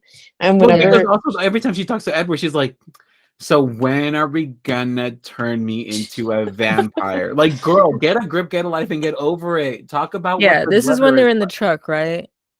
Because she's yeah. cold. Yes. Okay, this is another, isn't this like another where they like almost kiss? Yes, they almost Yeah. kiss because they're close because he's like, it's 104 degrees over here because he's always warm, Oh apparently. my god! Later, I hate when he wish pulls that they were together. Like that's my only gripe about Twilight is that I wish she was with Jacob because he's like right there, and But yeah, no, I mean I think that there's just like this mutual like protection happening, and she's still like, well, I want to be with Edward, where she's like at risk of dying every single day.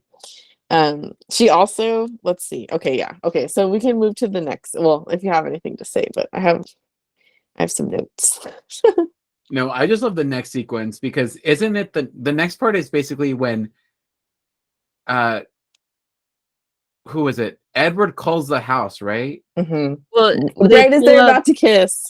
they pull up and they see Edward or the Carlisle's car. Mm. And so she immediately, even though she would just almost kiss Jacob, she's like, Edward's here, I gotta go. She said, Yeah. "Oh wait, I recognize that." Yeah, and he's like, are you fucking kidding me? Okay. Yeah. Well, she gets in there and it's Alice who is there. Because she tells him, Edward saw a vision of you killing yourself. No, and then no, wait, when is it when She Yeah. saw a vision, she saw a vision? but then just like Raven Baxter, she misconstrued the whole fucking thing. what an idiot bitch. But then is it Edward who calls later and then Edward or Yes. Jacob answers and he's Yes. like, Charlie's He's preparing planning a funeral. Yes. Like, And girl, what the fuck? yes. Okay. So okay, but I think it's we okay. So I thought it was funny when Alice is like freaking out and she's like, "What were you doing? I thought you died." And Bella's like, "I was cliff jumping recreationally. It was fun." Like the way that she says it is I was so playing funny. pickleball. Like it's equivalent to that. She was Like, like, "I was it's a new cliff thing. jumping. I was cliff jumping." And then Jacob goes back into the house, right? And he's really not allowed to because he can't protect Bella against the vampires, even though the Cullens like aren't gonna hurt her. I think she's also like very moved that Jacob would go one step further and almost like break the tree by going into her house after he just said that he couldn't go inside. And then they almost kiss again. And I wrote down, what did I write down? I said the fact that she's close to kissing Jacob while Alice is in her house like says a lot. Because like Alice is back, but somehow this thing is still moving forward with Jacob, like Alice is like one step closer to Edward and she's back at Bella's house, but like Jacob's like still there. And Bella's a I put freak. She'll kiss anybody, no matter who's I around. I put Edward is in a god awful hotel in Brazil, and I wrote, why is Edward not smarter? Like, how does he not know better? Why would he 'Cause- not just go to Forks and check? exactly. Why is his first instinct to like kill himself? Like Because why? he's if I seek Amy, but with death. Yeah. He's like, well, I think she died. Better just go kill myself. I think possibility. There's no way to be sure, but I better just kill There's no way. myself just to in be case. safe. Well, Like and he so couldn't have double checked with Alice because Alice is there. Like Wait, is it? Oh, because Alice can't really tell what's happening to Because of the Bella because werewolf. of the wolves. But isn't it also because Bella's powers are fucking lucky Yes. with her? Yes. And that's another thing is like that's another thing that says that Bella is like destined to be with Edward. Like Alice can't see Bella in her visions because Bella has a power already that develops more when she is a vampire. And so it's like, okay, Bella is destined to be a vampire at some point because she has these supernatural abilities. So like Edward breaking up with her is still screwing up their whole like story of their relationship because there's so many other things at play in Bella's life that point to her being a vampire later on, you know. It's not just like I mean, she's and we not see that later. We see that later with Mr. Giggle Pants, with who? with the leader of the Voltaire when he goes, Oh yeah. And the Volturi's also pointing out like, oh, you have a special power, but you're human. It's like, yeah, because she's meant to be a vampire. Why did Edward break up with her? Like when everyone knows that they're meant to be together, "You it's stupid kind of little slut." yeah, He's it's kind of toying it's with like, destiny. yeah. Okay. Yes. So yes, he calls and Jacob answers and just says Yeah. he's The most planning a ab- funeral. the most abrupt and like unnecessary way to be like, no, she's not home. Charlie's planning a funeral. Yeah, and then she gets so upset, and I get it. Like she gets so upset because she's like, "What the fuck? Like The you first didn't time let we me talk called to in him." months. Yeah, and he's like, "He wasn't asking for you," and I'm like, It's like, did Bella not have a cell phone like that he could have called? Like What "The year was there's this? roaming, Oh, there were cell phones around the this time. roaming charges." He's in Brazil. He's in that shitty he's in that shitty hotel in Brazil. That grass hut, a palm hut. right outside of Christ the Redeemer.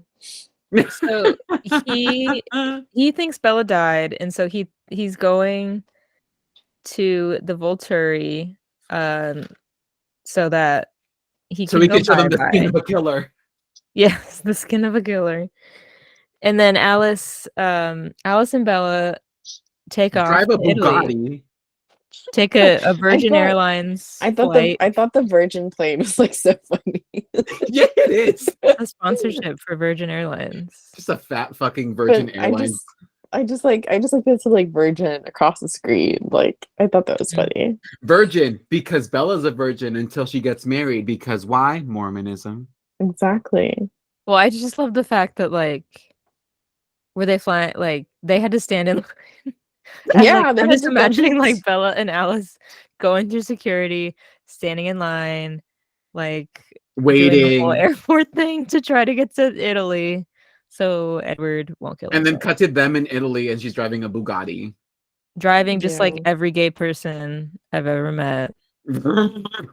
Yes. No blinker. She doesn't use her blinker. Did you all catch that? Alice Those doesn't aren't use her even blinker. those aren't even drivable roads. She's going down like a one-way Yeah, alley. she was going like a one-way road. She's in Venice just driving on the water. So she's like, Bella, you have to go. Because the whole thing is like they refused him, and so he was gonna out himself Mm-hmm. by taking Yeah. off his shirt in front of the people. They At the refused him because he festival. was too powerful, right? Like they were like, you have too much of a powerful gift for us to just kind of kill you for no reason. They said like you're gonna kill yourself over a girl, like get over it.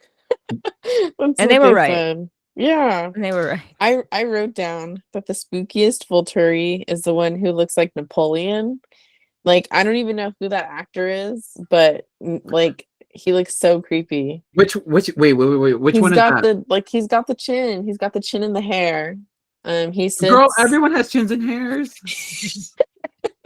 he sits on the left side of the Volturi. Yeah, the He one that's doesn't- not Jamie Kimmel Bauer The one with not the long hair. or Michael Sheen. The one with the long hair, but it's curly.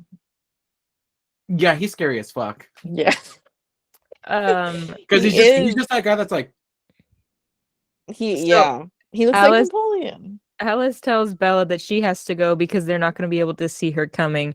And this is when we get slow-mo running Bella. We're like, oh, this was what the first scene of the movie was. I And get I think these were the first pictures ever released of New Moon, like when they were doing like teaser the stuff. Voltaire. Yeah, I remember that. Like these are like her running through the crowd. And then my pet peeve for this whole movie, and even back in the day, was that Bella's eyebrows are like so thin. And I wrote down like we have all been there, but like her eyebrows are just so thin in this part of the movie. In the My whole pet- movie. My pet peeve is her running through the fountain. Oh yeah. Oh yeah, when Like, she's she just didn't like face sprinting. plant sliding through the tile. So she's able to get to him before he outs himself. Him Before just he like stripping his disrobes. robe off. Yes. Even And when then he's there, he's like, he says heaven. And then he So realizes that stupid. she's there. Okay, this is where I started writing notes about Suki Waterhouse. Do you know who she is? I know the No. name. Okay, she's Robert Pattinson's girlfriend right now, and she has a TikTok, and She somebody recreated this whole posted thing. somebody posted a video of her, like some guy was like trying to get her number at a gas station. It was really bad. He was like really young too, this young guy, and he was like, "Oh, can I get your number?" And she's like, "No, sorry, I have a boyfriend." And everyone in the comments were like, "She has the boyfriend," because because it's Robert Pattinson and they've been dating for like a long time. But I thought that was so funny. And he films her TikToks, which I thought like this was going through my mind as I'm like watching him take off his clothes in TikTok New Moon. boyfriend. Yeah, I literally Yes, the wrote, skin of the killer. yeah. And then But yeah, so he explains that he lied. It was all a lie. He lied. he tested their relationship, and I think that's dumb. And he That's put fucked up. everyone in danger. That is stupid. Like what? Who? Sarah has seen me get fucking furious. Do not ever test me. Don't pull the little like that was just a test. I will Oh yeah. lose my shit. I'm like, in what regard? Yeah, at work. Yeah, Like that is fucked. that is the worst fucking thing to do to anyone. Don't ever. Here, That was a test. I'll kill you. I'll test your endurance to a car. It is weird when people are like, I'm gonna test you on this thing that you Have in never no way, done. shape, or form should have the answer to. You failed. And it's like, well, yeah, why would I know how to do this? That was Juan's scenario. And look, he got so mad that his camera turned off. Give me a second. I have to replace the battery. You go ahead. But You go yeah. ahead. Okay, but when Dakota Fanning showed up, I said, yes, she has come to save this film. Love her. She was acting her ass off. Did you I see love that Lucy Hale auditioned for her role? I did see that. Sorry. I know. I don't know what her name was on the Pretty Little Liars. It was like Emily. Also, I don't know if the other camera battery is charged. I just can you Photoshop a picture of me onto there? Just go on your regular camera. Crunchy Cam. Yeah. I'm not going on Crunchy Cam. That's what I'm on. Photoshop me. Mine's worse. Oh my god. But yeah, Let's it see. could have been Lucy Hale. But Okay, my note here is that how does the Volturi have this huge dome available during like they have booked the city hall during business hours to sit on a throne, right? Like, and in the middle of a festival, how is this not being used during the festival for something? I think that's their building. Like I think the I Volturi know. owns They the pay fuck out of that rent? building. It says they do tours, so they're probably like, what's their deal with the city? Like, do the city think that they're like dressing up like It for might be like the fun? historical district. Is like it supposed to be implied that they're eating those people yes. Yeah. on the tours? Okay, good. I was like, am I stupid or are they eating these people? No, they're eating the fuck out of these people. Okay. And yeah, we have that human who is trying to work her way up at the company. Yeah. Yeah. Love that for her. The Volturi says that Bella knows too much because that's right. That's their whole thing is that it's supposed to be a secret. Shh. Yeah. And she says when Edward's fighting Felix, and then Bella's like, "Kill me, not him," because we had that scene earlier where like she sees him getting his neck snapped or whatever. Yeah. Juan, you're really not going to turn on your camera? There's nothing I can do. No, I'm not turning on Crunchy Cam. I hate it. I think it's ugly. Just Photoshop a picture of me. Oh my god. See, I don't understand why there's like so much debate on whether she should be a vampire or not when like all these signs are leading to the fact that like she will be, and it like they already tried breaking up with her and that didn't work. The whole family tried to break up with her. Yeah. So like why are they taking it to, they're like, we can't get rid of Bella, like we tried. We just can't. We tried so tried. hard. We pushed her. She jumped off a cliff and still managed to survive. We tried She's it. here. Because yeah, Alice has a vision, and so they're like, "Oh, you like are gonna like we're gonna turn you soon. Like you don't have to do it now, but like you are gonna be one of us soon." Yeah. It doesn't I make won't any tell you sense. how, but you will be. Yeah. Well, no, and then we also get like all the Volturi. Is this where all the Volturi members try to use their powers against Bella, and they're like, we Yeah. can't do shit. Like nothing hurts Yeah. her. We can't do shit." Yeah. And then Mr. Yeah. Giggles over there is, "Ah!" I love his laugh. It's so deranged. It's so funny. Yeah, I don't know. I don't know. The Volturi are one of those people that like one of those characters in the series where I feel like I don't need them. Do they play a big role in like the other ones, or are they just kind of like minimal? They're like you need to watch the last one because they have a whole battle. I have heard about the battle that like I remember hearing about the breaking down. I don't know, part 1 or part 2 of like that huge battle, and then it's like it was fake. Yeah, It was like fake. That's the second Yeah. one, yeah. yeah. The Volturi plays like a role in like the third one, but like very slightly. It's mostly what's her little face? Jane. It's mostly Jane and like two of the other dweebs that are there. But it's mostly the third one is mostly like Victoria. It's like it's about Victoria, and then the Volturi kind of just talking about newborns and how that works. Because that sets up Bella in the fourth one and the baby. Yeah. Well, Bella wakes up in her room and Edward is there. Wouldn't it be funny if this was all a dream up to this point? So I thought that would be good at that point. Cut to it's her birthday again. Yeah. She's happy death dayed. I would love that. But so Edward, he's like, we're not gonna change you. We have Charlie coming in, just being like, hey, where you been? Bella, where you been, Loca? The second time, because in the last movie she also went to Arizona. Yeah. Or So- Charlie. Like, yeah, he's a cop, but also she just leaves every movie. Yeah, and by the fourth one, they do go back to Brazil, I think, which is really funny. Because On their everyone's honeymoon. been saying, come to Brazil. Brazil. And then we have the Cullen family voting on whether or not Bella should become a vampire. And Doesn't Rosalie everyone says vote no. no? No, only Rosalie says no. She's like, Edward I wish also there would says have no. been.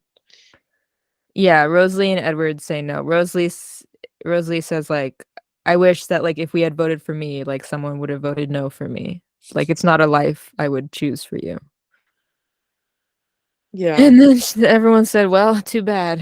Yeah, I wrote down nobody cares about Rosalie's decision. Because majority rules.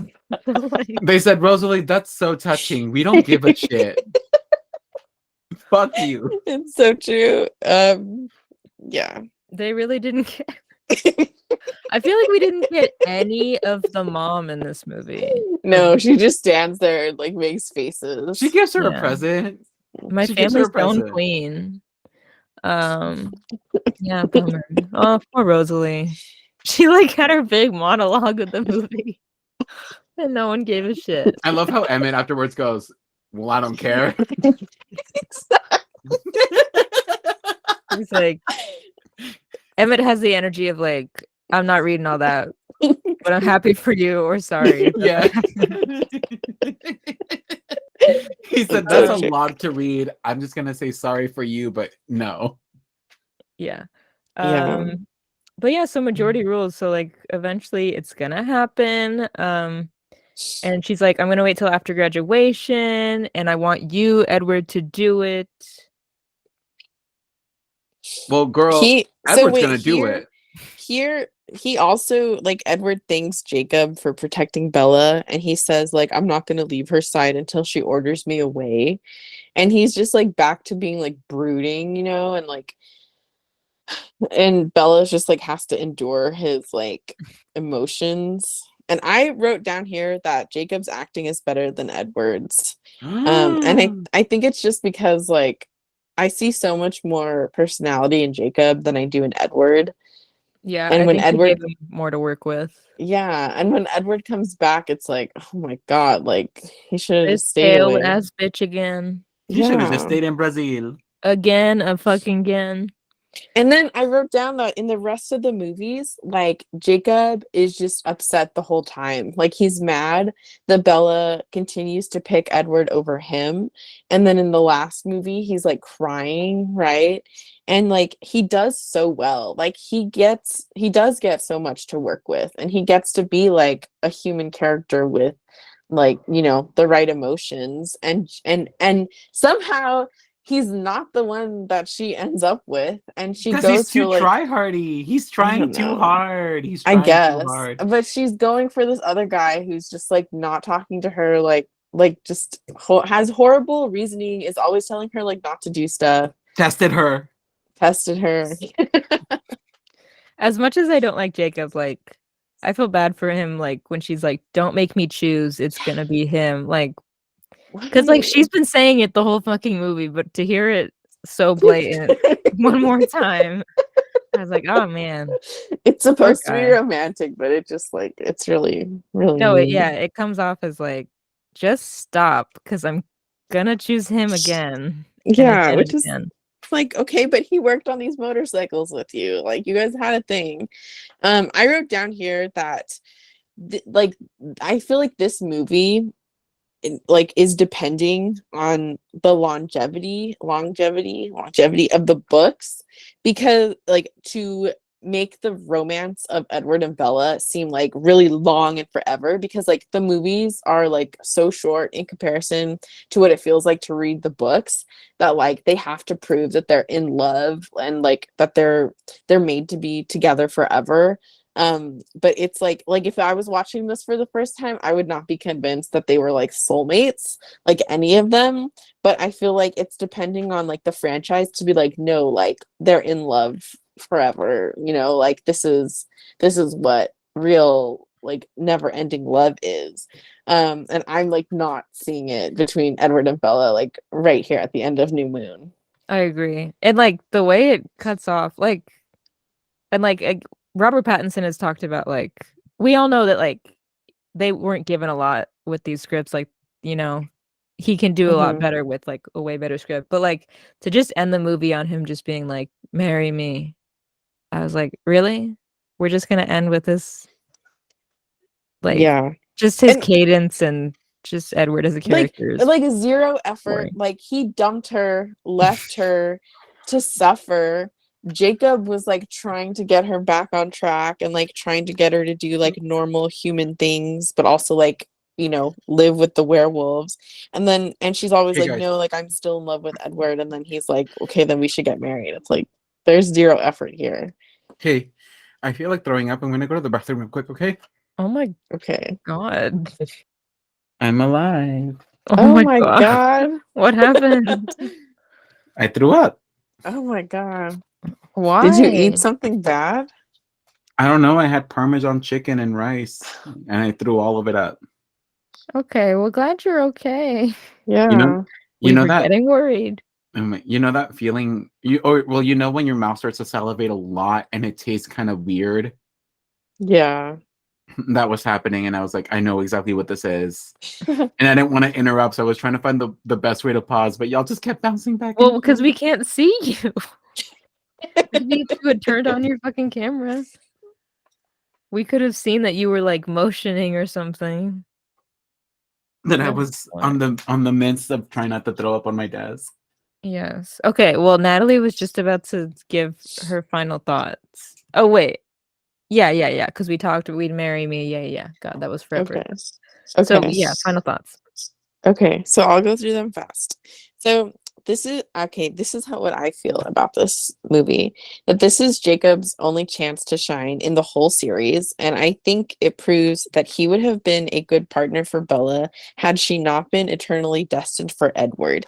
That's like keep in mind that I never really thought about like him being like a redditor person. Like that's not my perception of him, because when I was 12 years old, like to me he Yeah. wasn't a redditor person. I think this is where Bella's human identity really shines in the whole series because we see her as a high schooler going on dates with other people, coping with a breakup, and planning her life without Edward by joining the Wolfpack family and forming a close relationship with Jacob that gives her like opportunities to like move on, right?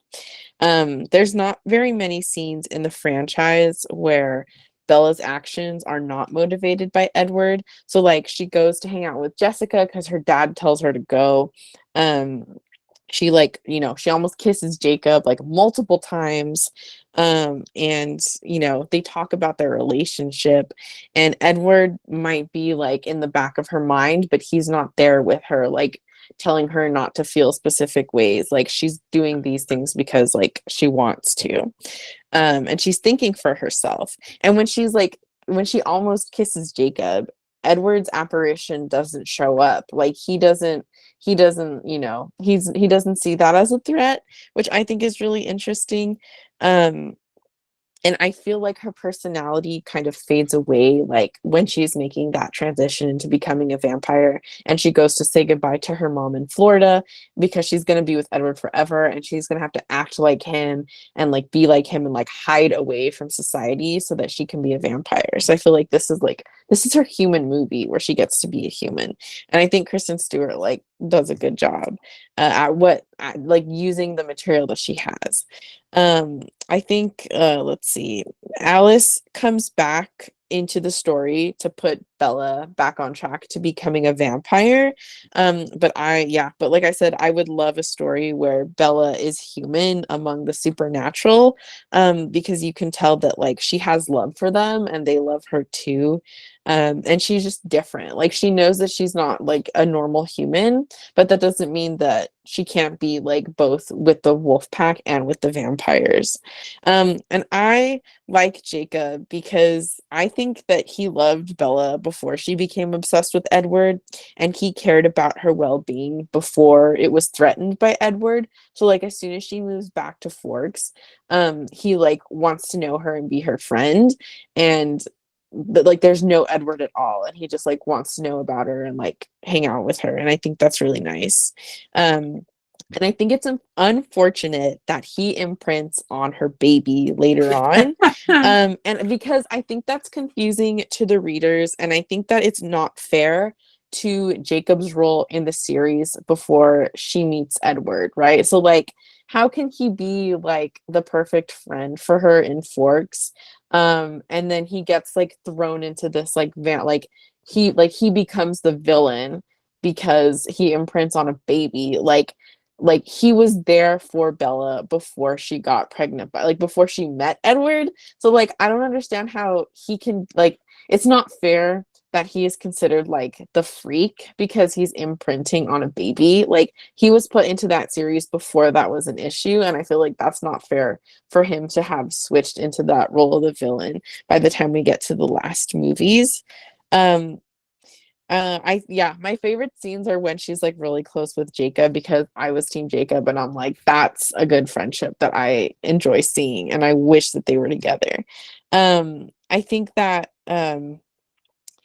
what else? That like that intimacy with Jacob is not in Eclipse at all because she's using him for physical protection, and there's no like emotional relationship now, even though they try to say that there is, like there's not, because she's like fully committed to Edward. I don't think that there's a love triangle really, but that's what the whole third movie is about. And so I think that friendship, like this is the only movie where they have that close friendship, because everything else, like Edward is always there and he's always ruining it. Um, and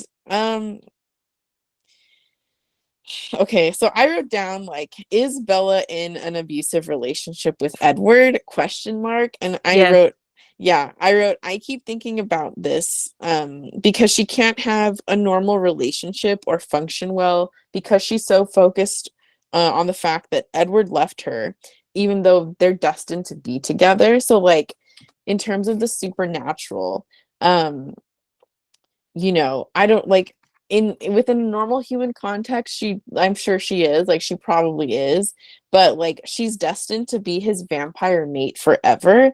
And you know I think I don't know if it's abusive, if it's like a supernatural effect where she's being called to be a vampire and like adopting all these like vampire cultural like practices.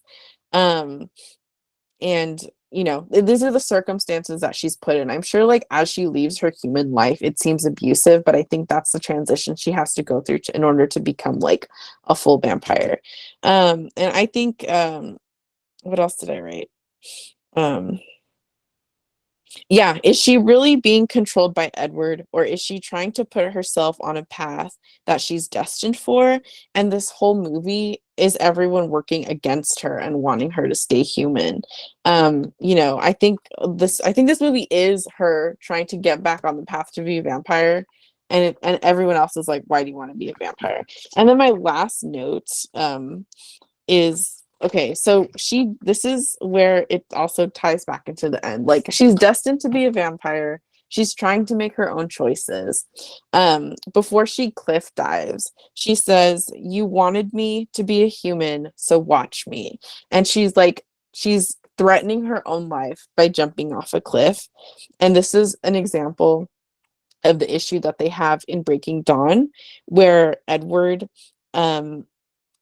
okay, so there's multiple points here. So Edward wants her to be a human, right? And this whole movie, she's like threatening her own life because that's what's bringing the apparitions to her. And she's like kind of like showing that she could die at any moment too. Like it's not just Edward who can leave the relationship, like she can also leave as well. I mean, she says that And at the beginning of this movie too, where she's like, we can be separated at any moment, accident, yeah. illness, like it'll take me away no matter what you try to do. Yeah. And he wants her to be human, right? So that's the thing, is like he wants her to stay human, but she's always going to have that threat of dying, and he'll never be reunited with her because she's dead. And that She's happens fucking dead. yeah, and that happens in Breaking Dawn as well, where when she decides that she wants to like go through with her pregnancy, and Edward gets so mad and he tells her like, I can't I'll kill believe this that. baby. Yeah, like he's literally like, you should have aborted your child, like you should abort this baby, like because it's growing like double the rate or whatever. So he's telling her like, you should have an abortion. He's telling her he's upset that Bella's choosing to die giving birth, but she would still be human while she's giving birth, right? So like all of a sudden Edward is upset in the final movie that Bella is embracing her humanness and like committing to dying fully. So like there's so much like flip-flopping of Edward being like, you should stay human and live a normal life, but at the same time he's like, I could never live with that if you died. So that's like, I think that's where It's like an oxymoron almost. yeah, I think that's where like the gaslighting comes in, where it's like it's not Bella being like a horrible girl and like having like a horrible personality. It's like Edward is giving her these like ultimatums that don't make any sense at all, and I want you to trying live, but I want you to die. yeah, and she's trying to be one or the other because at the end she's supposed to be a vampire. Like she has special powers as a human and it's leading her to be a vampire. But Edward's like telling her all of this shit over and over, and it's not making sense, and it's like threatening her life. And and this is just the movie where she's like basically trying to get it all under control, where she's like, I'm either going to be human and I'm going to die, and I'm going to have these other romantic relationships with other people, or I'm gonna be with Edward, and he's like, we're gonna have to do everything that we tell each other because we only have each other to depend on for the rest of the world. So I think that's where my point comes in about like there's so much shit that these movies get, but when you like break it down to like what are the what are the things at stake in their relationship when as a human, as a vampire, you kind of see like these are bad choices for everyone, and they're just trying to do the best that they can to get to the final point of Bella being a vampire. And how much of that is a pro-life campaign? Exactly. Yeah. All Natalie, of it. you were actually frozen for all that. Can you say all that again? I'm just kidding. Imagine. I would say like even if we weren't to label Edward and Bella's relationship as like abusive, it's still unhealthy. Yeah. It's still like It's there's unhealthy from several both red flags. sides. like there's Edward being emotionally abusive, where he's very like, don't do this, do that, do this, do that. Like he's manipulative. But then Bella's emotionally like, they're both like manipulative to each other, which is the bad thing. Like she's very much like, I'll threaten my life to get your attention. When he's like, but he's also like, if you do it, I'll kill myself. So it's like, what the fuck? If you make me do the dishes, I will kill myself. Dead ass. It's coming to that. Juan, wait, you know what? No, yeah, Juan, what are your final thoughts before I'm gonna pull up some tweets? And we'll do IMDb reviews. The more I hear Natalie bring it up in more of like a, not like a this movie's stupid or like this movie had its fun moments, like the more she breaks it down into like, you know, what she studied and like what she actually essay. Yeah, like people can cite this episode, not any other ones, just this one. And only Natalie's comments. But the more I hear you talk about it, it's like the more it makes sense. Like I think we're too fast and loose with with this movie franchise specifically being like, it's so bad because it's like blah blah blah blah blah. Like it's so stupid that she's like this, or it's so stupid that he's like that. But it's like, think about it in reality. Like it's stupid because it's things that we ourselves are like, that's kind of not okay to do. But how many of us have put ourselves in a position where it's like we get broken up with and we fucking spiral? Like we spiral.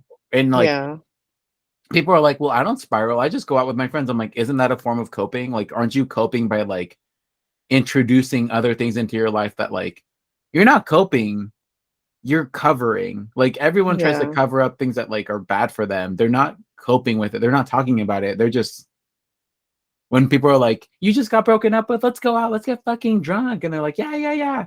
Like it's that same idea, but now we're seeing it in the lens of like these two like Romeo and Juliet style lovers.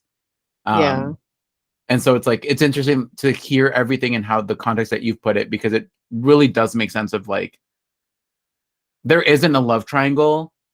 It's Jacob being stuck between two people that are emotionally abusive to each other, or emotionally dangerous to each other is the better word. Yeah. So yeah. I don't know. I feel like I like these movies no matter what the fuck I'm like. Yeah. And when you think of the context, you know, think of the fans, like, okay, it's a teenage girl movie, like it's only gonna get shit from like, you know, anyone press. else. Anyone critics, else. So there's no the male dominated press. There's no breaking through like the teeny bopper audience and the perception that people have about it, but it's just a story, you know, it's just a story. Yeah, and like if this was an Yeah. A24 drama film, you know, the critics would have been raving and loving this shit. They would have been eating this up. Yeah. Without the teeny boppers. If there was no teeny boppers and this was like a elevated art film, like people would have eaten it up. They would have been like, wow, this is amazing. With a little better writing, honestly. Give it a little bit better writing. But yeah. Melissa Rosenberg, who wrote these, did like previously work on like the OC. So like you can see where a lot of it is coming from, of like teen drama. Yeah. You can see where it's coming from. For me, like this one, not as fun and flashy as the first. And it seems that I need them to be fun and flashy. So like I didn't enjoy this one as much. And although I don't like so much Jacob in this, you did make me think differently about like his friendship. I think they really did just like kind of fuck him over. And I guess I mean Stephanie Meyer, of like fucking him over by like making him fall in love with a child. Yeah, like I don't know why. Yeah, that's where his story went. Because could it not just have been like they either continued to be friends or like they just never spoke to each other again? Like I don't know why they had to like change, because it does change the whole friendship thing. Because like we're looking at this at like a creepy angle, but like that's only because like I heard about the imprinting like if I hadn't heard of that, like if I had just seen this and like not read the books, not known about that, I would have just been like, okay, he's a little annoying, but like it would have been a less pushy angle. Mhm. So it does suck that He got happened. shoehorned into this like Yeah, like weird they couldn't come up with spot. something else for the last part. Like, I also wonder how much of this is like Stephenie Meyer's like religious upbringing taking a little bit of a like a it's okay if mhm. like Yeah. if she even has any more if she's like even slightly like fundamentalist LDS like stay sweet pray Yeah. obey Like it's territory. okay if you end up growing up and marrying your youth pastor from age 7. Yeah, It's okay. it's It's like not Yeah. grooming.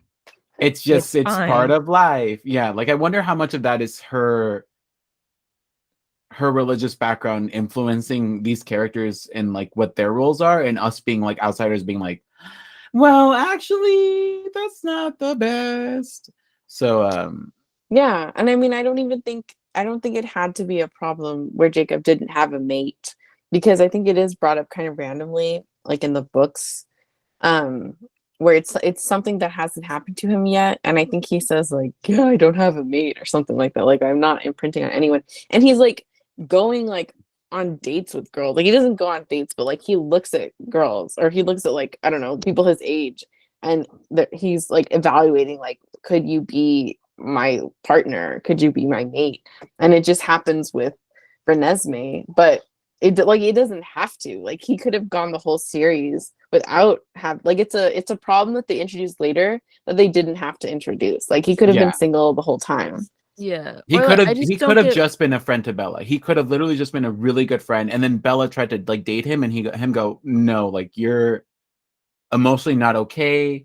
Like, let's just be friends. Like, he could have been that friend that's like really helpful, as opposed to like I'm trying to fuck you, Bella.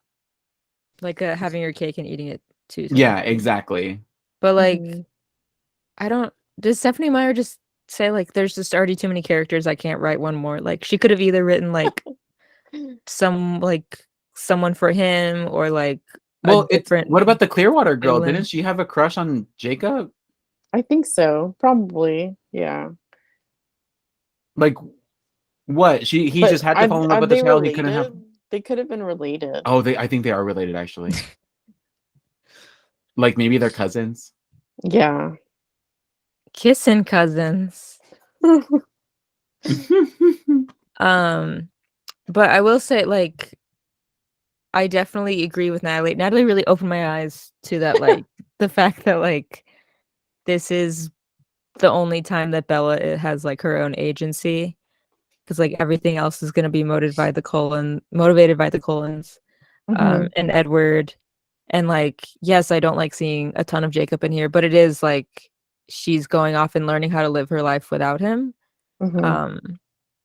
Like still getting apparitions and everything. So like And not the healthiest thing, but Bella does have agency in the very last one, but it's more like now that she has become the person that she wanted to be and that she yeah. knew she wanted to be. Like, it's not like I'm taking my own action. It's like, I'm where I'm supposed to be now, so I can be the baddest bitch that I can, and no one can stop me. Literally, no one Yeah. can stop me.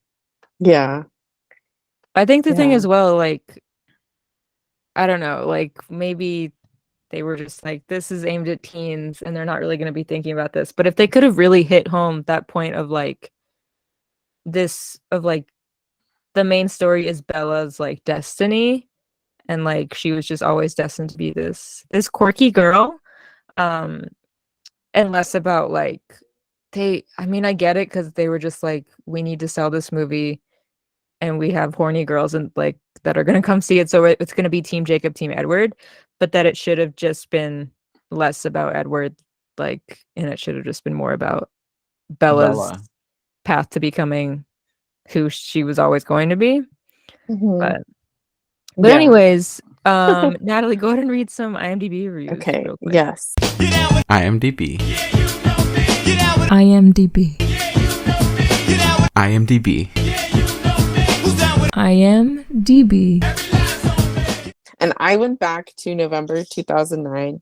It's one of the first IMDb reviews that I In found. history ever Yep. written on the site.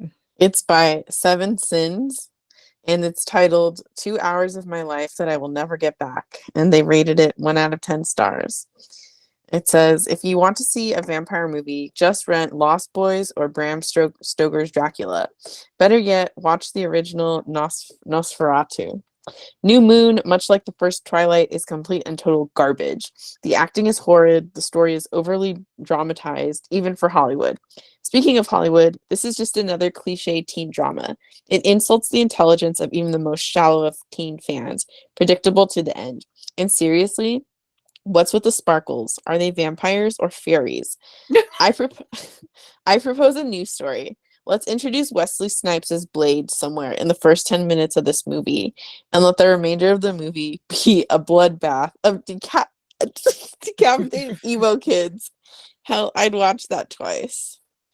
Oh my gosh. That's always the joke is, and then Buffy staked Edward, and then Blade killed them. Killed the Cullens. Okay. So and then it suddenly rained garlic.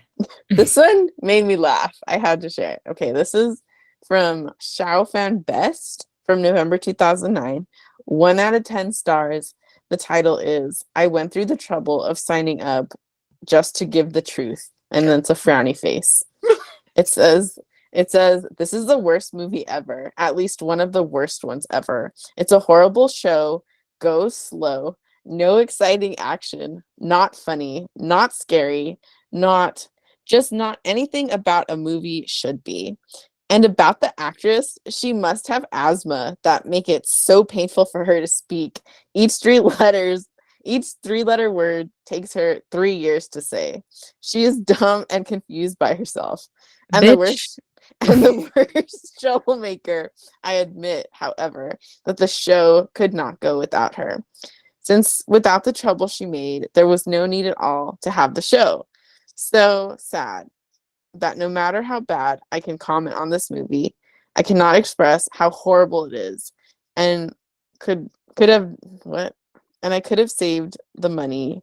What does it say? And could have Their sentence structure is fucked up. I don't blame you, Natalie. No. And could have not saved the money they wasted on this movie. But I read this and they're like, about the actress, she must have had asthma that made it so painful for her to speak. Each three-letter word takes her 3 years to say. Bitch, I will find you. I should have worn my Kristen Stewart shirt. I'll find you. Liam Neeson style. I will kill you. No. Also, I hate when people say show and when they mean movie and vice versa. Really, I know. I was like it's not internet show database. It's internet movie database. You idiot. They're probably watching. They're probably like watching all the movies in one go, and they think it's like a TV show. Like they keep stopping it. But yeah, no, I thought it was funny, and I think like Bella's actions. Like I think that's just Bella now. You know, like Kristen Stewart made Bella. She made it she like. Well, I was reading over the like description of her today, and I was like, okay, so that's what Kristen Stewart did. Like everyone gave her shit for it, for like grabbing her hair and like, like that was she did, like that's not how she like actually is. That's just what she did that for Bella. Yeah, because she was like, Bella's some weird little quirky bitch, and she has anxiety. Mm-hmm. I have a couple Letterboxd reviews real quick that seem to align with what we were saying here. One is the scene where Bella gets her wound stitched up by Carlisle is rife with more sexual tension and chemistry than she has with Jacob and Edward combined. There, I fucking said it. It's so true. So true. Everyone is saying this. This one says, why was Bella so torn between Edward and Jacob when Alice was literally right there? Hard agree from me. And then this last one says, what the fuck is he's arranging a funeral? Bitch, I'm gonna kill you. That does have to be one of the most, for me, infuriating moments is him saying he's arranging a funeral. It's like, you fucking bitch. You've gone full, like, you've turned to the dark side in that moment. Like, you had redeeming qualities before, you were being a good friend, and then he just said, this is my evil moment. I'm gonna be he pulled a Taylor Swift anti-hero, and he said, it's me, I'm her, Oh, Everybody, it's me. and the tweets real quick. Whitney said they really did Jacob horrible putting him in that wig. And that whole Edward exposing himself in the sun scene makes me cringe every time. And then the last thing Whitney said was the fact that Taylor L is just white with a tan. Someone needs to answer for their crimes. That's very true. Lindsay said, I really like this one. The time lapse scene was done so well. We get to learn about Jacob, who's more my type. Also, how sharp was that wrapping paper? And if you're wondering why none of them attacked Bella on her period, the author gave some odd excuse. Do you know about that? No, I didn't. I haven't read into Interesting. that. What, the fucking vampires can't smell menstrual blood? Yeah, I wonder what Stephanie Meyer said. Anyways, Lindsay said, I know way too much about Twilight. I think one of the biggest shocks in my life is liking Twilight more than Harry Potter. No, And that's then, fine. and then Emily said, watched it today. I definitely think it's the corniest of the Twilight movies, and I honestly wish Bella would have gotten eaten by Victoria to put Jacob out of his misery, lol. Also, the time-lapse scene equals me waiting for this baby to come by my due date this Friday. Oh my gosh. And Natalie obviously said that Renesmee should be considered as a baby name. A middle name. Yeah. A middle name, at least. Come on. Don't name him the first name because you know kids are gonna catch on to that. But if you name him the middle name, Nessie. Let's see. it's special. Okay, what would we all give this out of 5 stars? Oh my gosh. Be real, Let's Natalie. Be real. Oh, out of 5 stars, I probably have to give it like because they never fully kissed. I'm give it like a 2. No kiss. Wait, if Two. they had fully kissed, what would the rating have been? Like a 4. Okay. A 2-star jump with just one kiss. Y'all fucked up. I think like I don't know. I think my top tier are still the Breaking Dawn movies, and this one's like okay. So I'd say like a 2. I do have to say it's the weaker one out of the 5. I was gonna say 4, but there really are 5 movies. I guess we could, if we wanted to, say the last one could be like 1. You could watch it all in one go, but it is the weakest of them all. And it really is just like Bella. It's not Bella. It's Edward and Jacob just being little bitches on the side. Like they're more bitches in the third one and the fourth ones, but like this one is just like, can you guys let her rest? Can you just give her a Girl damn needs some break? sleep. Give The her first one is cute. I think I gave that like a 4 or something, like a 4 out of 5. I It's think I gave it like a 3. because the Yeah, first one's like- innocent. The first one's like her just being Yeah. like, "Whoa, I just fell into this world." Well, this one's more Yeah. like, "We don't want you in our worlds. Fuck you. Yeah. You are in it, but we don't want you." I'm also probably gonna give it like a 2. Like that seems like reasonable. Like it's one that I'll watch, but I love the third one more than I do this one. Okay, Yeah. interesting. Okay, this makes me happy because I also wrote down 2. And I was worried that it was just me who thought it was worthy of like a 2. I thought y'all were gonna go much higher, but okay. Because I thought a little boring at times. Again, I just really liked the style and like the different, like it felt different at the time of the Catherine Hardwicke one. Mhm. This one felt a little snoozy to me. Maybe it was just the pacing was weird. It's also there's like little to no action in this one. Yeah. The most Yeah. action we get is when they're hunting down Victoria and the wolves are hunting, like when the whole hunt sequence is happening. That's like the most actiony we get, and obviously like the Mhm. last like 10 seconds or whatever of the movie when they're in the Yeah. repair. But like the first one had the baseball sequence, which made it fun, and had the Of big course. the dance hall sequence, which was really cool. The mirrors. It had a bunch of things that kept it entertaining, while this one was just Just kind of like, just like the mystery of like watching Bella find out that vampires are real in the forest is like and really the danger good. of it. Yeah. Yeah.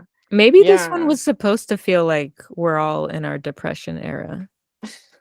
Maybe it was supposed no to one's feel like helping. not exciting. Maybe we're depressed. We, I the mean, viewer. So yeah, I'm interested I to threw up. see. I threw it I'm, up. I'm interested to see how I like Eclipse and Breaking Dawn parts 1 through 6. Um, no, 1 and 2. Because I've never seen them before at all, so it'll be very interesting. I'll keep this at a 2, first one at a 3.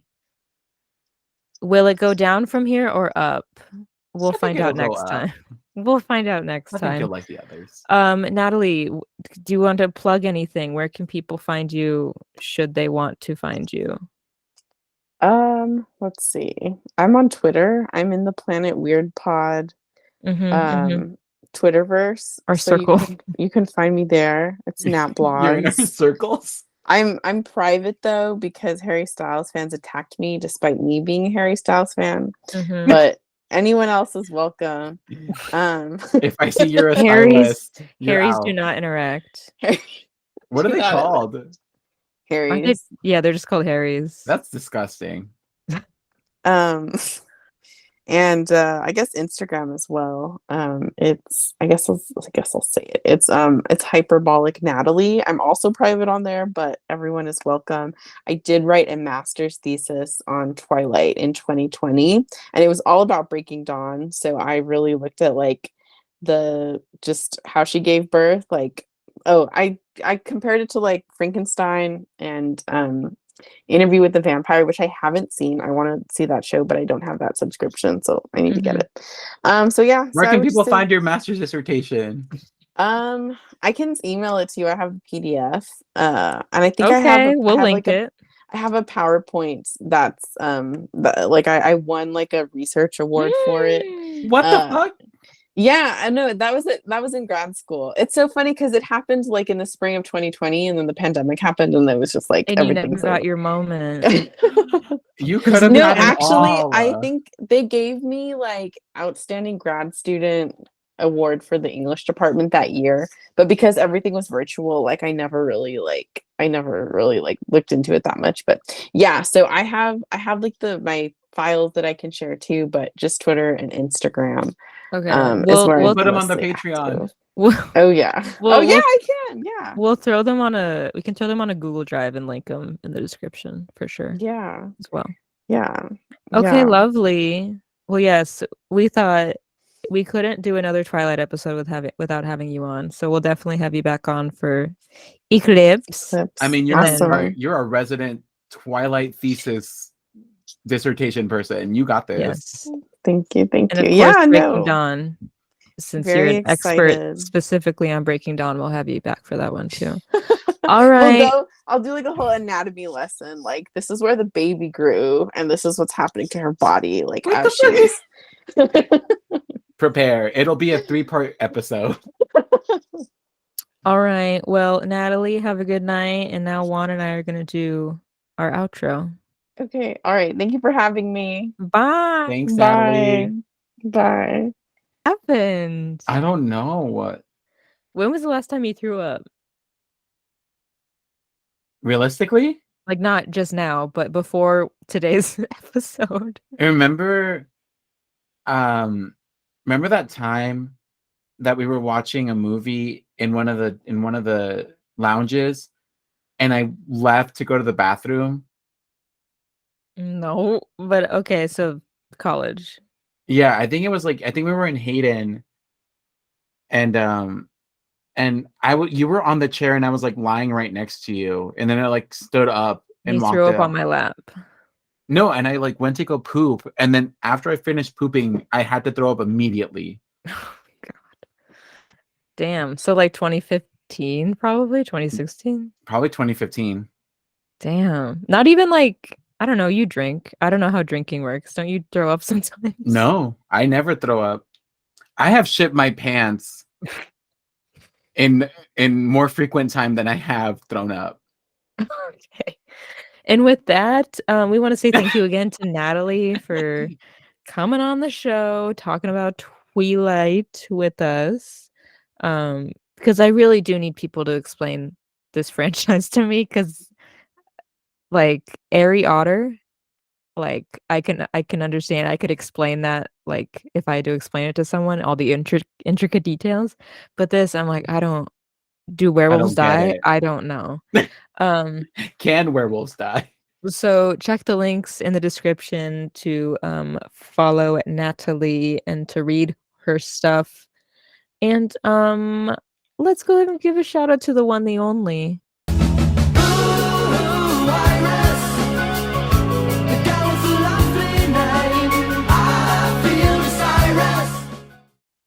Iris is our podcast artist. You can follow her on Twitter and Instagram at Creamsicle Panda and support her at patreon.com/Creamsicle Panda. Check her out. Check out her work. And I don't know if she's inactive right now. I don't know if she's in hiatus. I think she is. But, you know, when she pops up, she pops up. Never be mad at content creators for disappearing. Be mad at yourself for setting that expectation. How about that? Be mad at Elon Musk for buying Twitter.com and turning it into a freaking hellscape.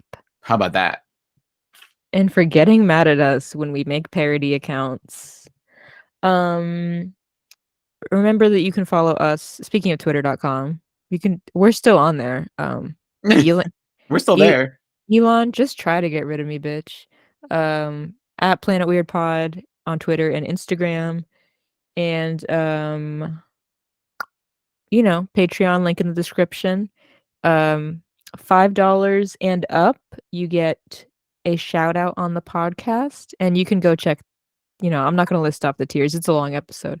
You go check the tiers to see if you want to join for videos and stuff like that, bonus episodes. But here's the shout outs for Patreon. They go as follows: Grace Worspan, Shelby Deacon, Emily Palmer, Jared Van Leeuwen, Enrique Buenrostro, Vo, Jose Contreras Jr., Lindsay Britt, Natalie Hernandez, Fiona Hart, and Ivy. There has to be something. And none of their names start with G. Ivy Gray Wolf. We can do better than that, I think. I don't know. Hold on, I was on Stephanie Meyer's website while God. you were throwing up. Ashley Green, Ivy Green. Well, there we go again. No, not that one. Graham Green, who plays Harry Clearwater. Volturi's secretary was named Gianna. There we go. Ivy Gianna, the Volturi secretary. Okay, great. I went dark again. Photoshop me back in. Okay, great. Anyways, like we said, Patreon, merch, TeePublic. If you buy anything this month, all the proceeds will be donated to NARF, the Native American Rights Fund in honor of Native American Heritage Month, of course. So go pick up a sticker or something. I threw up just like Juan threw up, I threw up I hate you. a design of Pugsley from Addams Family Values when he's in his turkey costume and says, "Eat me." Other than that, we got the merch on the website. Holidays are coming up, so maybe you want to buy your friend a pin or some spooky socks or something. Head to our website. And if you're a patron, you have a coupon code, so check the Patreon for that for 15% off. Over on Patreon, we're talking about the famous Jet Jackson. Ooh, So we just dropped our pilot review last week, and so next week we will be reviewing another episode, probably the Britney Spears episode, honestly, because that sounds amazing. And then the week after that, we will be talking about the Hunger Games right here on the main podcast feed with our friend Michelle, because we said, who do we know that loves these freaking Hunger Games movies? And it's Me. Michelle. It's Juan, but it's also Michelle. So, yes, so stay tuned. Hope everyone is doing well and not throwing up like Juan. Don't eat chicken parm. That was Don't- store-bought. Don't eat store-bought chicken parm. Okay. Goodbye. Good night, everybody. And remember, if you throw up, disinfect the toilet afterwards. Heaven. Heaven.